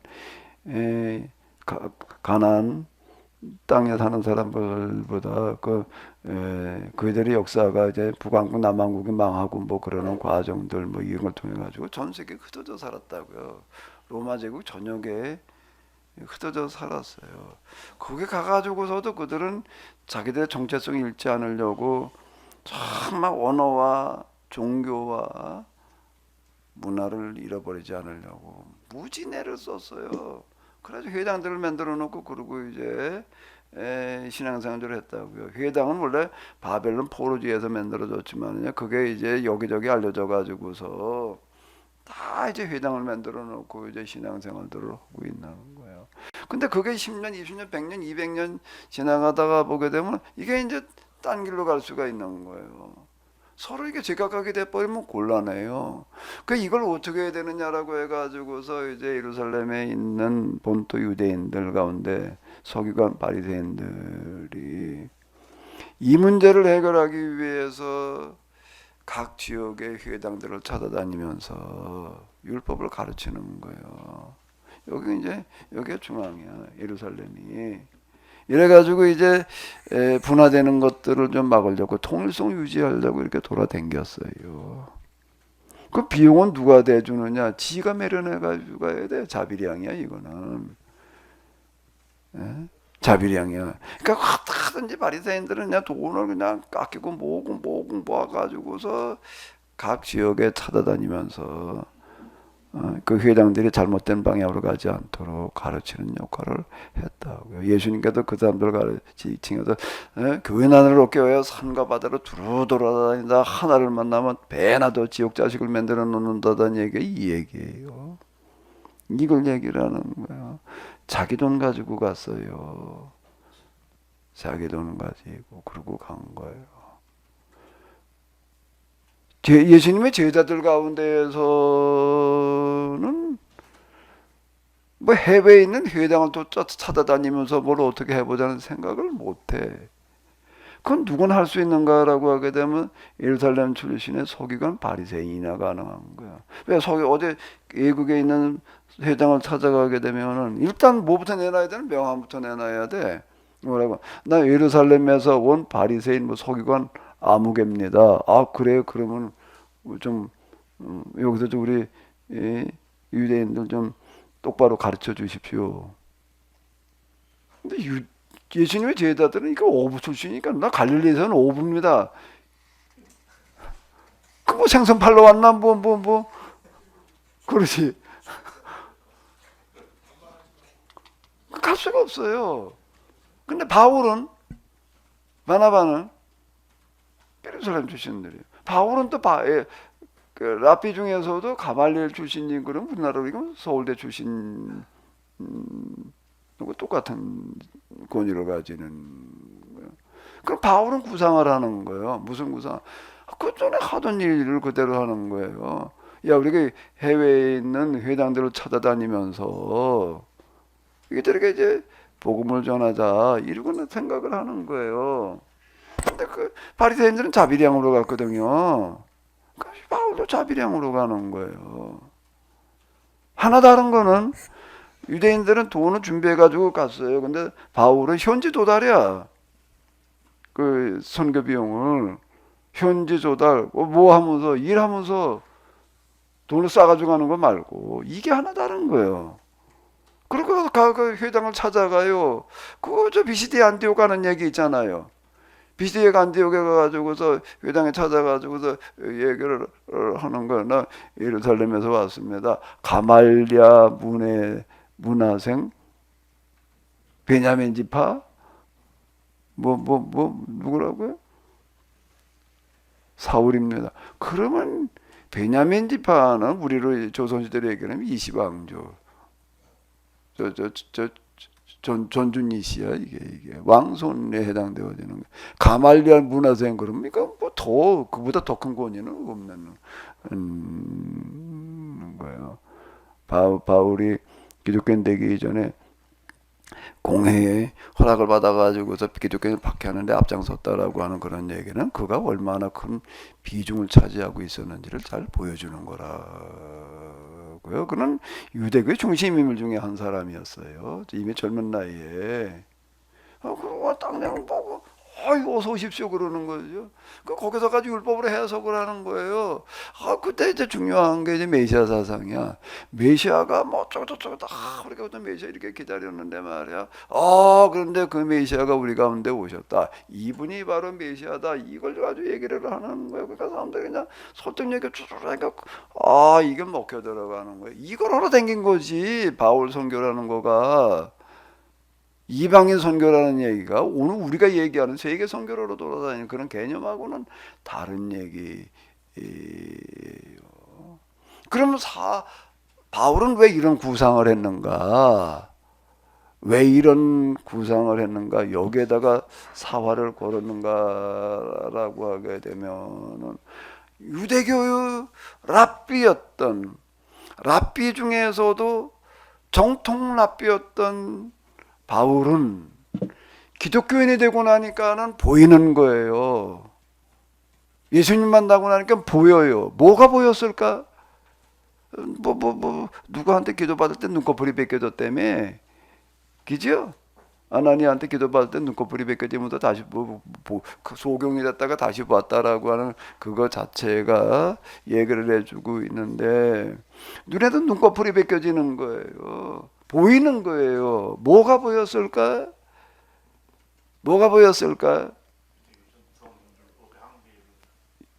유대교의 한계가 보이는 거예요. 어제 집사님 그랬잖아요. 이거 성경 읽어보니까 말이야. 복음서에서 얘기하는 구원 얘기하고 파울서시 얘기하는 구원 얘기가 이거 뭐 다른데 뭐가 좀 이상한 것 같은데. 바울도 뭐가 좀 이상한데 그렇게 있던 중이야. 뭐가 좀 이상한데 이걸 어떻게 해야 되나? 이건 뭐 바울 뚜껑도 안 열었는데 이건 무슨 얘기하다 30분을 까먹고 그래가지고 말이야. 이거 지금 이거 여기서 바울 끝내야 되나? 종치는 사람들도 생각을 가지고 종을 쳐야지 치면 어떻게 해. 종치는 것도 잊어버렸다고 그러고 가만히 있어야지 말이야. 시간 됐다고 종을 치고 있으면 그만두나 그걸 참 이렇게 생각이 없어가지고서야. 손발이 맞아야 뭘 해먹지 그래. 저 시계 못 본 척하고 좀 넘어가야지 그걸 그래. 모니터를 끄고 하셔야 돼요. 어떻게 말아요? 좀 더 가요. 좀 더 가야죠. 뭘 하다가 30분 이상 까먹어. 한 40분 까먹었다고 아까. 그러니까 그걸 어떻게 더 해야지 나머지 공부해야지 별 수 없잖아.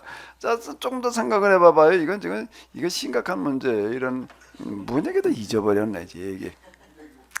이제 정통 유대인이었다가 예수님 만나고 나니까 보이는 게 제자들은 안 보였어요. 이게요. 제자들은 유대인이었지만은 갈릴리의 오부 출신의 유대인들이다 보니까. 그냥 예수님 구세주다 그냥 이거 이상은 보이지를 않아요. 근데 예루살렘에서 가말리엘 출신이다 거기다 그가 다소 출신이다 보니까 헬라 문화권까지도 다 섭렵을 하는 사람이에요. 이 사람은요. 섭렵을 하던 그는 보이는 거예요. 뭐가 보이는 게 유대교회. 그 전에도 보였어. 이건 뭐가 좀 이상한데 말이야. 율법을 지키면 이걸 가지고 의롭다함을 얻는다 말이야. 그 의롭다함을 얻는데 얻었어. 그리고 끝나는데. 오늘 우리도 예수님이 십자가에 달려 돌아가셨는데 말이야. 그때 돌아가실 때 우리 모든 사람들이 다 짊어지고 돌아가셨는데 말이야. 그래서 말이야. 그 가서 우리가 죄를 다 고백하기만 하면은 그러면 말이야 이게 뭐 마리아 신앙이야 이제. 그러면 구원받아. 그래? 그럼 나도 구원받았어. 그 확신해가지고 그러는 사람이 있는가 하면 가만히 있잖아. 뭐가 어떻다고? 예수님께서 돌아가실 때 예? 우리 모든 사람이 죄를 짓고 돌아가셨어. 그래서 그거도 죄 용서만 받아. 글쎄요. 그거까지는 좋은데 죄 용서만 그래 그렇게만 그것만 하면 구원받는 거야? 행하는 건 상관없이 그것만 구원받아? 그럼 뭐가 좀 이상하지 않을까? 이러는 사람이 없는 거야 이게. 바울은 글쎄 좀 뭐 이상한데 왜 그럼 그래 어디 그럼 내가 구원받았나 뭐 확인 좀 해보자. 그러고 그냥 이게 진짜 구원받았나?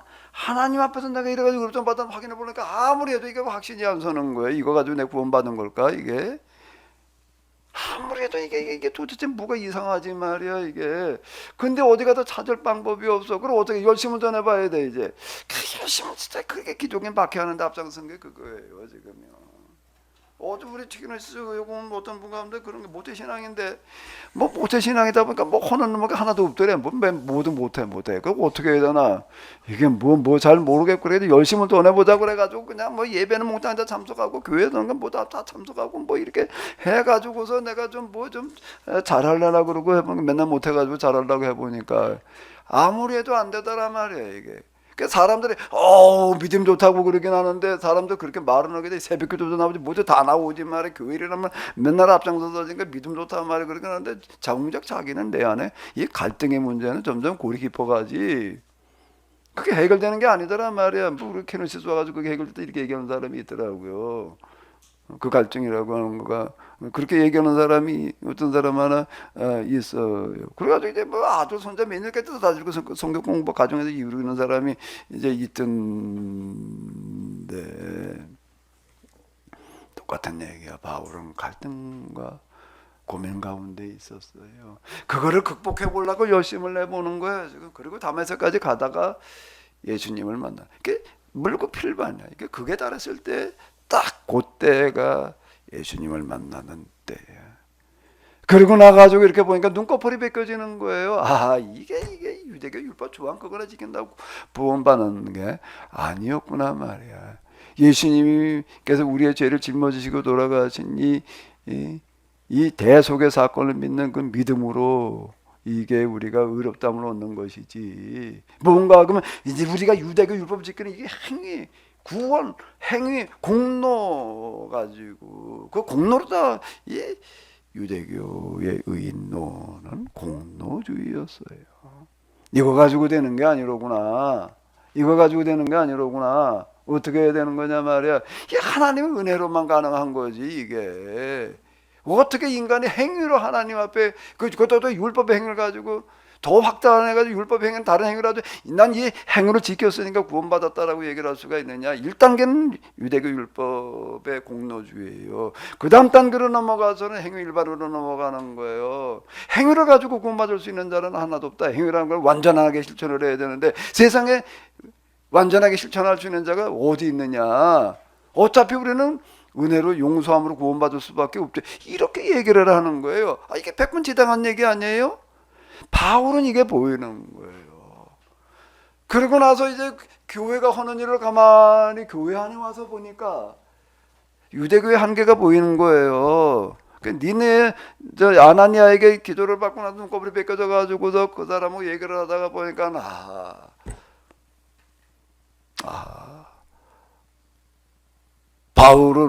사울은 왜 다메섹으로 갔는가? 기도를 박혀오라.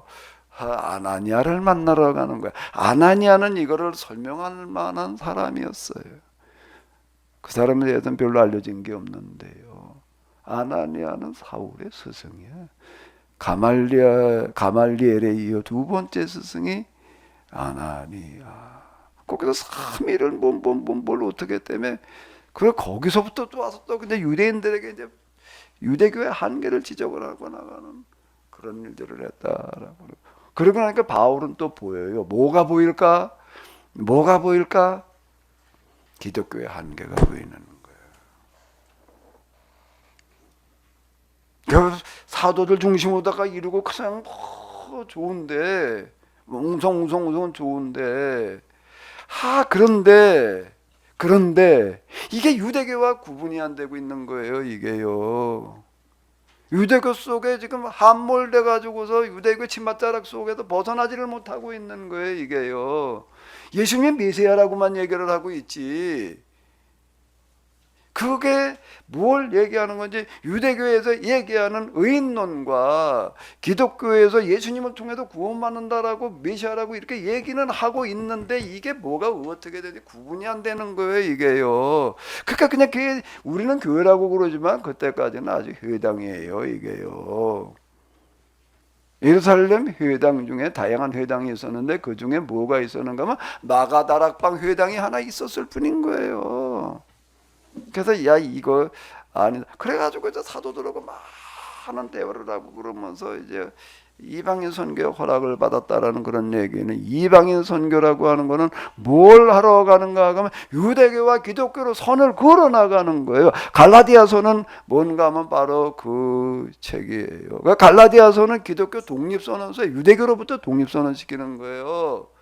그래가지고 이거를 선을 그어놓는 작업을 한 사람이 바울이에요. 그래가지고 역사가들은 뭐라고 얘기를 하는가 하면 기독교는 바울의 작품이다. 바울이 기독교의 창시자라고 얘기를 하는 거예요. 역사가들은 그렇게 평가를 해요. 바울이 아니었으면 기독교는 불가능했다라고 그러는 거예요. 이게 역사의 평가예요, 이거예요. 그게 바울이 한 가장 큰 업적이에요.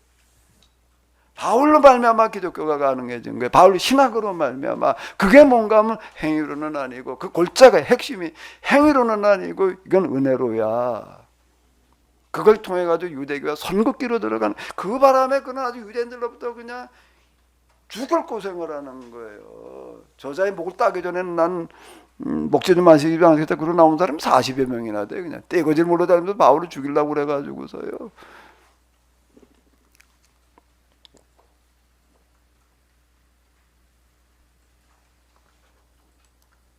갈라디아서가 뭘 말하려고 하고 있느냐. 그냥 구절 몇 개 뜯어내가지고선 말해 믿음이 아니라 행위가 아닌 믿음으로 구원받아 이거나 얘기했다고나 말을 하고 있으니, 바울은 왜 행위 구원이 아닌 믿음만의 구원을 말하고 있는가, 왜 그렇게 얘기하는가라고 하는 걸 좀 생각을 해봐야지. 그래 덮어놓고 구절만 갖다 나열해 놓고 나서 이 구절 저 구절 이렇게 말했다 이것만 가지고 얘기를 하러 들게 되면은요, 우리가 어떤 사람하는 올가매는 거 쉬워요.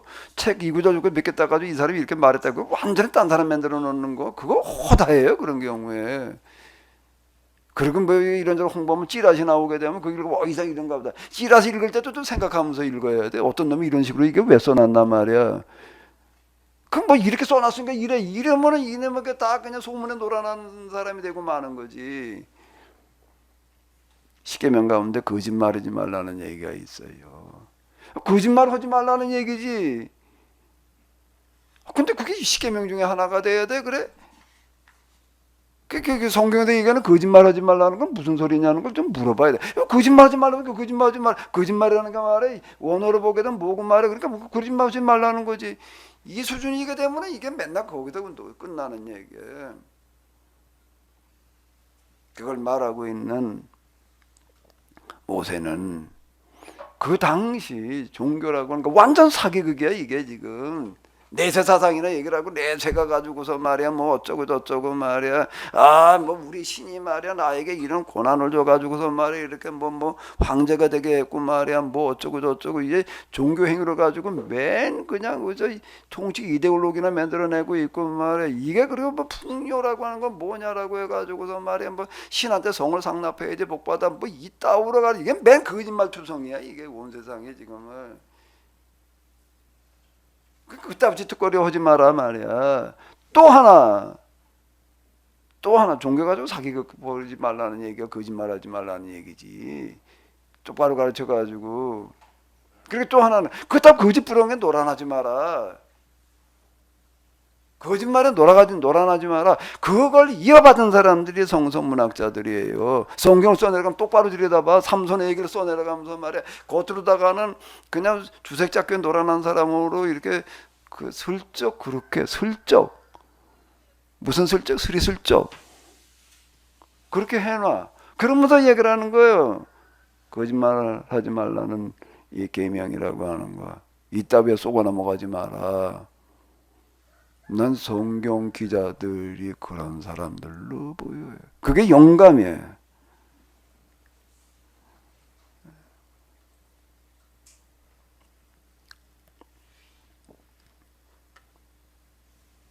이 굴론 정통 교류를 만들어내는 사람들 초대 교부들인데 이 사람들 히브리 사상에 대해서 전무한 사람들이에요. 헬라 교육만 충실하게 받은 사람이에요. 그 당시 헬라 교육이라는 걸 그 저 귀족들이 얼마나 철저하게 교육을 시켰는가 하면 아주 우리 저 어린이집 가는 나이부터 교육을 시켜가지고 저희 본토에다 한 십몇 년을 교육을 시켜요. 그러고 난 다음엔 외국에 유학을 보내요. 유학을 보내는데 한 군데 보내는 것도 아니에요. 두세 군데를 보내는 거예요. 어디 유명한 무슨 저 학교가 있던 거기 가가지고 한 10년, 저기 가가지고 한 10년, 저기 가 그래가지고 이게 나이 30 먹을 때까지 이걸 교육을 시켜놓는 거, 30 넘을 때까지요. 그래야지 그 귀족 집안이 대물림이 되거든요. 그런 교육을 받은 사람들이 초대 교부들이에요. 초대 교부들 가운데 이런 교육 받지 않은 사람이 하나도 없을 만큼 다예요. 이 사람들은 아주 헬라 교육에 대해서는 정통한 사람들이에요. 근데 히브리 교육에 대해서는 히브리 문화나 사상에 대한 전무해요. 그러고 난 다음에 교회 중간에 그것도 그 교육 다 받고 난 다음에 어렸을 때도 아니야. 그러고 난 다음에 이제 기독교인이 되는 거예요.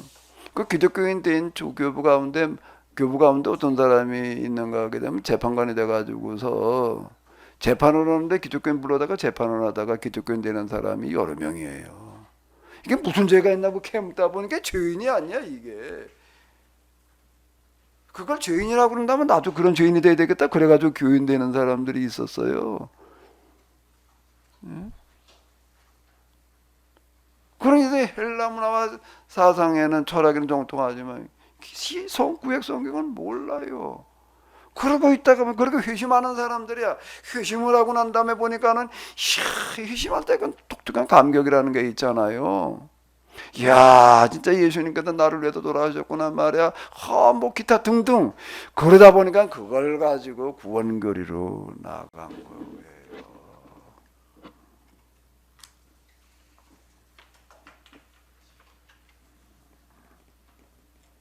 네, 우리는 성경도 잘 모르고 이런 과정의 역사도 모르고 모르고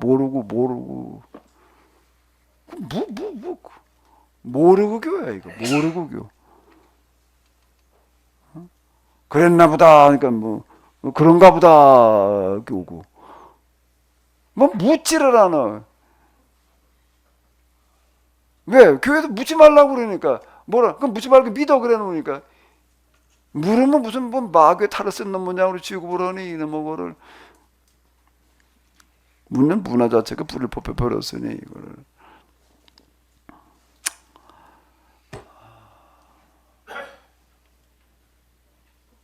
바울을 그러면 뭘로 구원받는다고 그러는가? 뭘로 구원받는다고 그랬죠?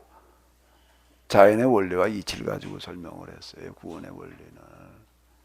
자연의 원리와 이치를 가지고 구원받는 원리를 얘기를 했다고요. 제가 자연의 법과 구원의 법 뭐 이런 거 얘기를 했는데요. 양심의 법을 가지고 얘기를 하는 거예요. 이 자연 만물 속에는 자연 만물을 지배하는 자연의 법이라는 게 있고, 그런데 사람의 탈을 쓴 사람 속에는 어떻게 살아야 되는지를 말하는 양심이라는 법이 있다. 그건 칸트도 그렇게 얘기를 하는 거예요. 저 하늘에는 말에 반짝반짝반짝거리는 별빛이 있고 내 마음 속에는 저 별과 찬란하게 빛나는 양심의 별이 있다. 이걸 가지고 철학을 전개시키는 거예요. 똑같아요. 자연의 원리와 이치를 가지고 출발을 하고 있는 거거든요. 사도 바울은 그걸 가지고 출발을 해요. 그게 무엇이요? 그게 뭐 사람이 뭘 심든지 심는 대로 거두리라. 이걸 가지고 구원의 법을 얘기를 한 거예요. 당연히 그렇죠. 심는 대로 거두죠. 예? 어제 한시에 축구를 해. 한시에 축구를 하면 관두해야지. 그걸 보겠다고 달라더니 한시까지 윷놀이 하다가 축구를 보자고 그러고 있으니 축구를 보러 온 거야? 축구야 이게 뭔지 나는. 그리고 뭐 1시 몇 시에 끝났어? 몇 시에? 4시. 다들 초롱초롱합니다. 에? 다들 초롱초롱하시고. 그 심는 대로 거두질 않네. 심지 않아도 거두네. 오후 되면 이제 그게 뭔가 하고 그 시인 거예요. 뭐야 지금? 축구 귀신의 시였지 지금. 부장이 맞군요. 사람이 뭘 심든지 심는 대로 거두는 거예요. 어째 잠을 설쳐도 이렇게 계속 앉아 자고 있잖아 지금 이렇게. 그죠? 심는 대로. 다음 키우는 사람보다 옆에 있는 사람이 더 피해가 크다. 와, 이거 기적의 논리인데요. 기적의 논리인데. 아니 뭐 자다가 잠꼬대를.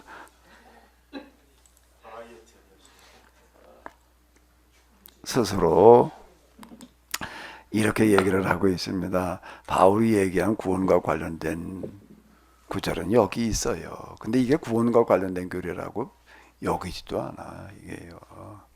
스스로 속이지 마라. 하나님을 하나님은 업신여김을 받지 아니하시나니 사람이 뭘 심든지 그대로 거두리라.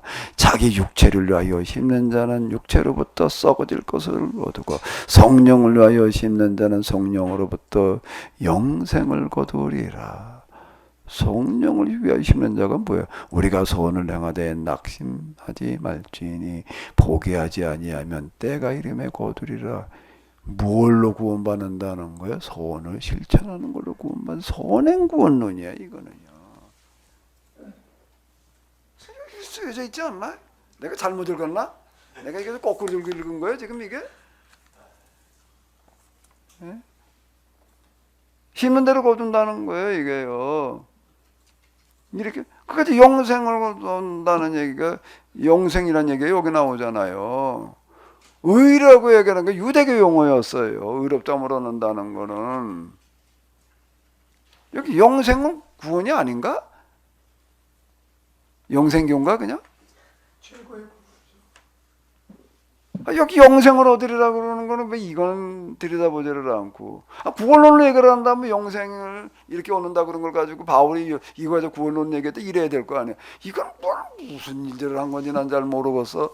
아니 뭐 히브리어는 헬라어는 안 두고 한글도 못 읽나?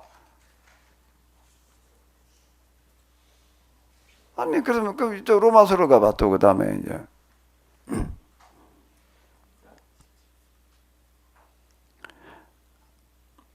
하나님께서는 각 사람에게 그가 행한 대로 갚아주실 것입니다. 이게 세 번역인데요. 참으면서 선한 일을 하여 영광과 존귀와 불멸의 것을 구하는 사람에게는 영원한 생명을 주시고 이기심에 사로잡혀 진리를 거스리고 불의를 따르는 사람에게는 진노와 분노를 쏟으실 것입니다. 여기도 영원한 생명이 이게 구원받는 거 아니에요? 이게 구원받는 거 얘기한 게 아닌가? 예? 근데 왜 이건 얘기 안 했어? 그동안 교회에서. 목사님도 안 했잖아. 언제부터 했어, 그래? 올해? 겨우 올해? 아니, 이제 그 작년까지는 뭘 하고? 뭐야, 겨운 거야, 지금? 그 단소리 관두고. 아니, 올해부터 했더니, 그렇게. 내가 말 잘못했나? 올해부터 했다고 그랬잖아 금방. 바울이 이렇게 구원받는다고 여기 써놨어요. 양심이고 율법이라고 1장에서 또 얘기를 하고 있는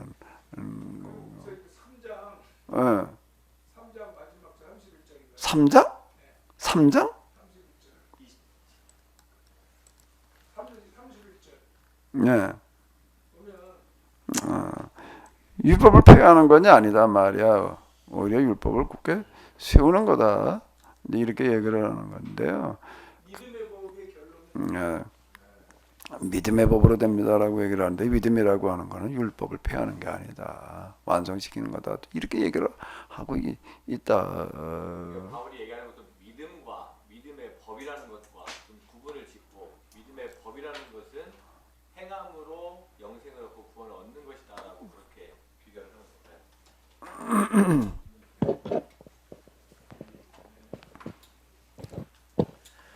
네, 바울이 이야기하는 게 행위냐 믿음이냐가 아니라 지금 여기 블록 처리된 것도 로마서 3장 27절을 보면 우리 교재에도 나왔지만 믿음의 법으로 됩니다라고 분명하게 행위의 표기가 법. 돼 있는데 행위의 법, 믿음의 네. 법 이렇게 이제 이게 세번역에서 이제 이렇게 얘기를 하고 있는데 아마 이 세번역은 원문을 거의 충실할 거예요. 그 대조해 믿음의 보면 네. 거의 뭐 아주 그 믿음의 법이라는 것이 선한 행위, 행실, 행함으로 영생이나 구원을 얻는 것 그것이 믿음의 법이다라고 그렇게 정의를 내리면 되겠죠. 그러니까 1장으로 가서 이렇게 보게 되면은 1장에서 또 양심을 얘기를 하잖아요.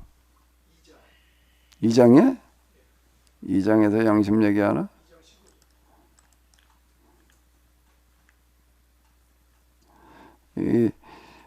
하나님 앞에서는 율법을 듣는 사람이 이런 사람이 아닙니다. 오직 율법을 실천하는 사람이라야 의롭게 될 것입니다.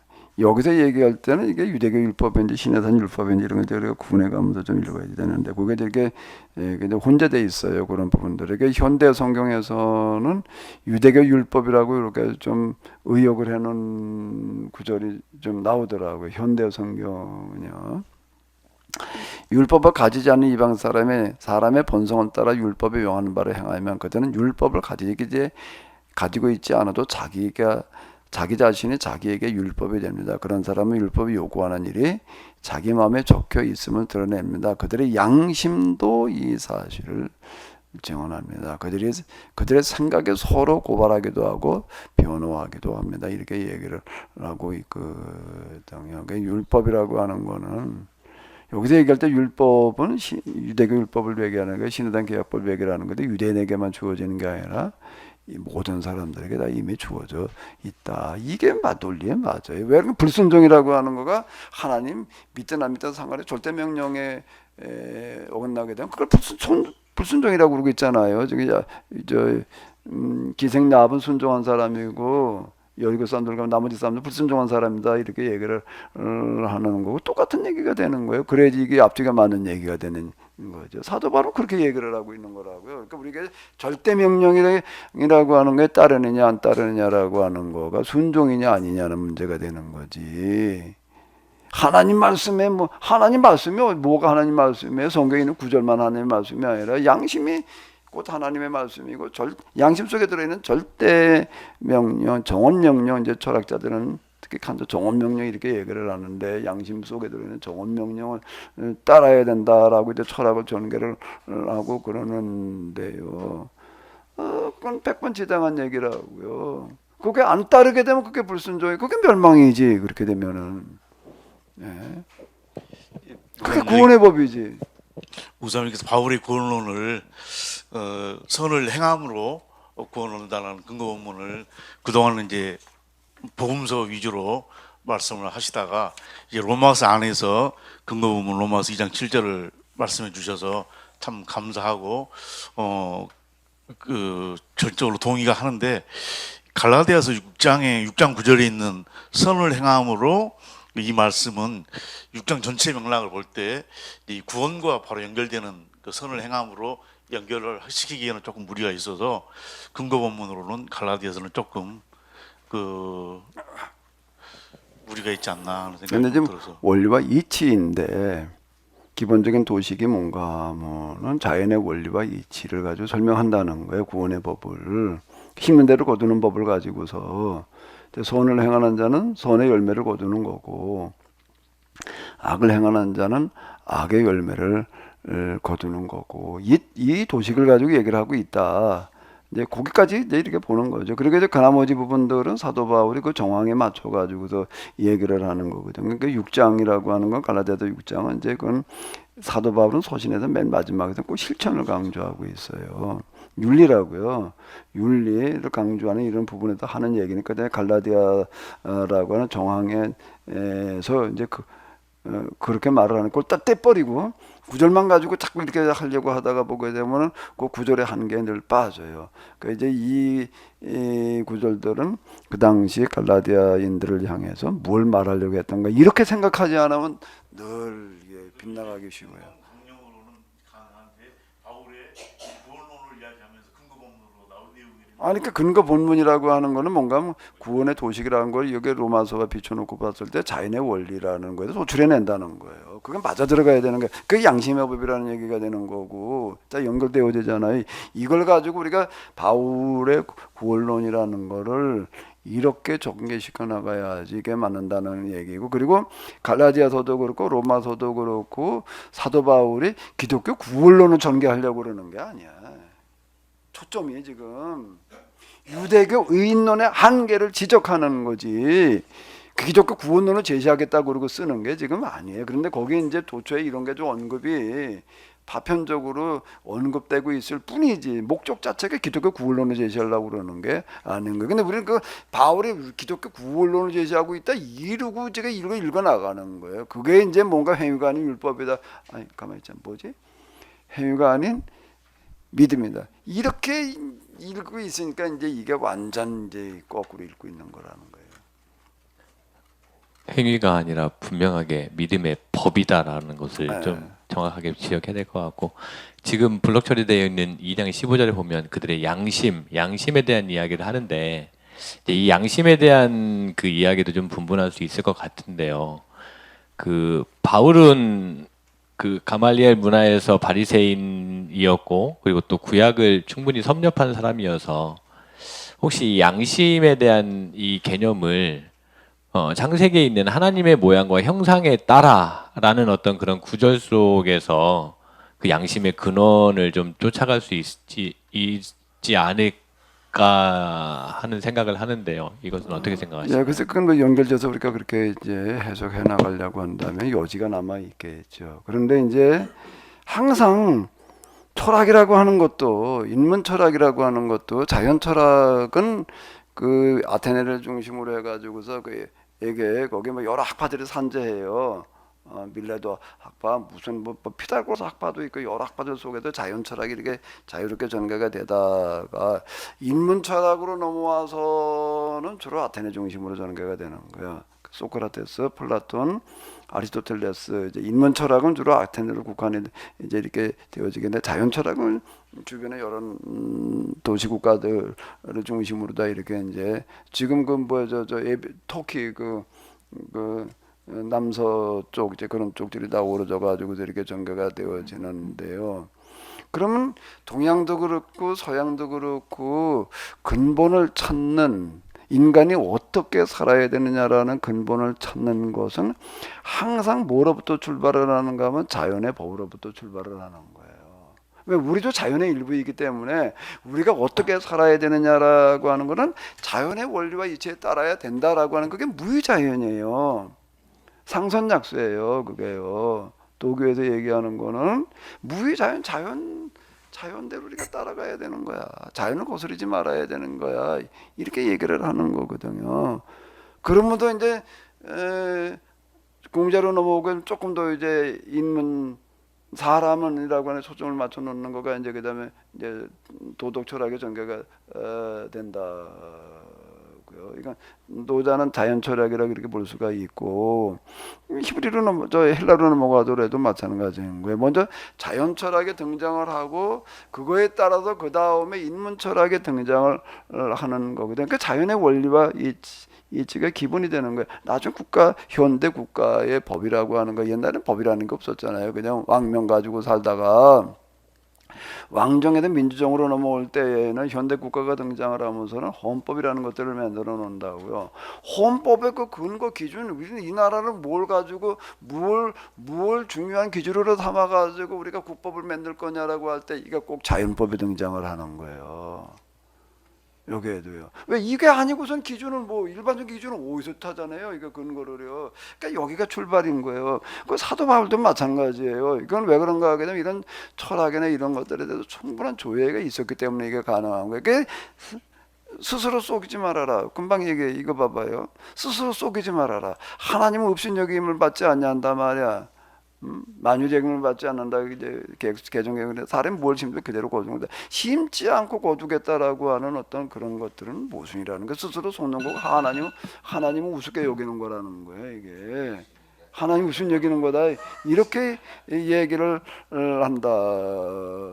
여기서부터 뭘 끌어내는가라고 하게 되면은 구원의 법을 끌어내는 거예요. 그러면 양심의 법으로 나가는 게 선을 행하는 걸 구원받는다라고 이렇게 얘기를 하는데, 그 선을 행하는 건 뭐냐라고 하는 거는 여기서 다루고 있지를 않아요. 구체적으로 다루었지만은 뭘 가지고 예수님한테 와가지고 선한 선생님이요, 내가 무슨 선한 일을 해야 구원을 얻으리까? 그 무슨 선한 일이라는 게 뭘 실천하는 게 선한 일이라는 거예요? 개필천이라는 거예요. 그렇게 이어지는 거예요. 단지 여기서 사도 바울은 기독교 구원론을 전개하려고 하는 게 좀 초점이 아니야. 어떻게 이 유대교의 한계와 교회의 한계를 동시에 보다가 보니까 교회가 유대교의 아류에서 벗어나서 본 궤도로 구약 성경으로 쭉 흘러내려오는 이 본 궤도의 흐름에 맞춰서 나아갈 거냐라고 하는 길을 닦는 사람이지. 그 부분을 봐야지 되는 거예요. 거기에도 이게 요걸 구원론이나 접근해가지고 여기 구원이 다 들어있다 이러고 보려고 그러면 안 보여. 왜 그걸 말하고 있지 않은데 그거 어떻게 나와요? 그게 여기서 말하려고 하는 주제는 그게 아니에요. 행위와 믿음으로 구원을 말하려고 하는 그 도식이 아니야 지금 이게. 바울이 말하려고 하는 건 그게 아니었다는 거예요. 그보다 더 큰 거였어요.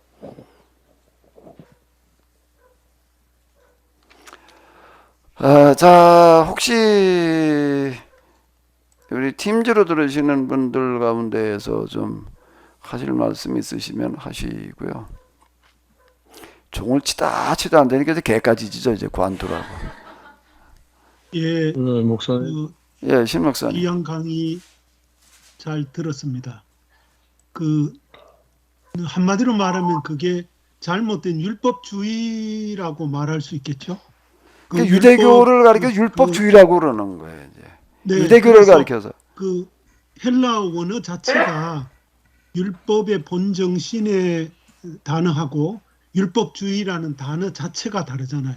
예. 그래서 그 구분을 잘 하지 않으면 율법을 지키고 율법 지키는 정신을 따라야 되는데 율법주의에 사로잡혀서 생겨나는 폐해 문제로 저는 이해가 되거든요. 예. 그러니까 항상 정통주의, 율법주의로 가면 주의해야 돼요. 주의하라는 얘기거든요. 그게 조심해라.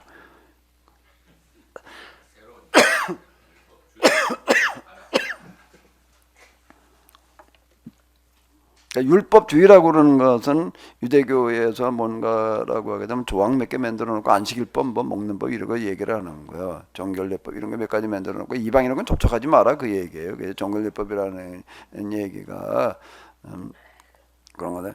그런 건 몇 가지 조항을 지키면 어려워진다라고 그렇게 끌고 나가는 걸 가리켜 율법주의라고 그러는 거야. 그건 조심해야 돼요. 주의는 뭐라고? 조심하라는 얘기예요. 예, 또 우리 장로님. 예, 목사님. 그 질문한 그 질문이 있죠. 네, 제가 지금 한 거예요. 예. 영생을 얻으리까. 그 질문에 대한 해석이 문제인 것 같아요. 제가 볼 때는 이제 그 질문에 대한 해석을 과거의 구속사적인 관점으로 그 질문을 해석하면 제가 무엇을 어떻게 해서 어떤 삶을 살아야 영생의 티켓을 받을 수, 천국의 티켓, 죽어서 저 어떤 그 천국 가는 티켓을 받을 수 있겠습니까? 이렇게 그 질문을 해석하고 그 질문에 대한 답을 이렇게 생각하는 거고요. 그러나 이제 그 질문 자체를 그렇게 해석하지 않고 계약사적인 관점으로 해석을 한다면 우리가 그 답을 새롭게 찾을 수가 있지 않을까. 그러면 우리가 그 계약사 관점에서 그 질문을 명확하게 해석을 해야 될 것 같아요. 예. 근데 뭘 전제로 하느냐. 그게 문제인 것 같아요. 예, 아직 1시간 남았거든요, 장로님. 총정리하는 시간이 남았으니까는요. 이제 총정리하는 시간으로 넘어가가지고 조금 더 얘기를 나눠도 될까요? 자꾸 개가 짖어가지고 안 되겠어요. 개까지 나서서 이제 그만하라고 자꾸 그래가지고.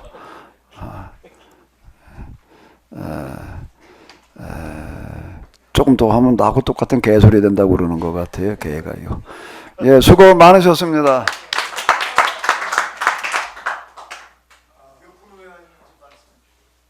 네? 몇 분 쉬었다가요? 그러네. 15분까지만 쉬면 될까요? 예, 15분까지만 쉬었다가 좀 받았는데요. 10분 쉬는 겁니다. 10분. 예, 10분 쉬는 거래요. 종당본이 그래요.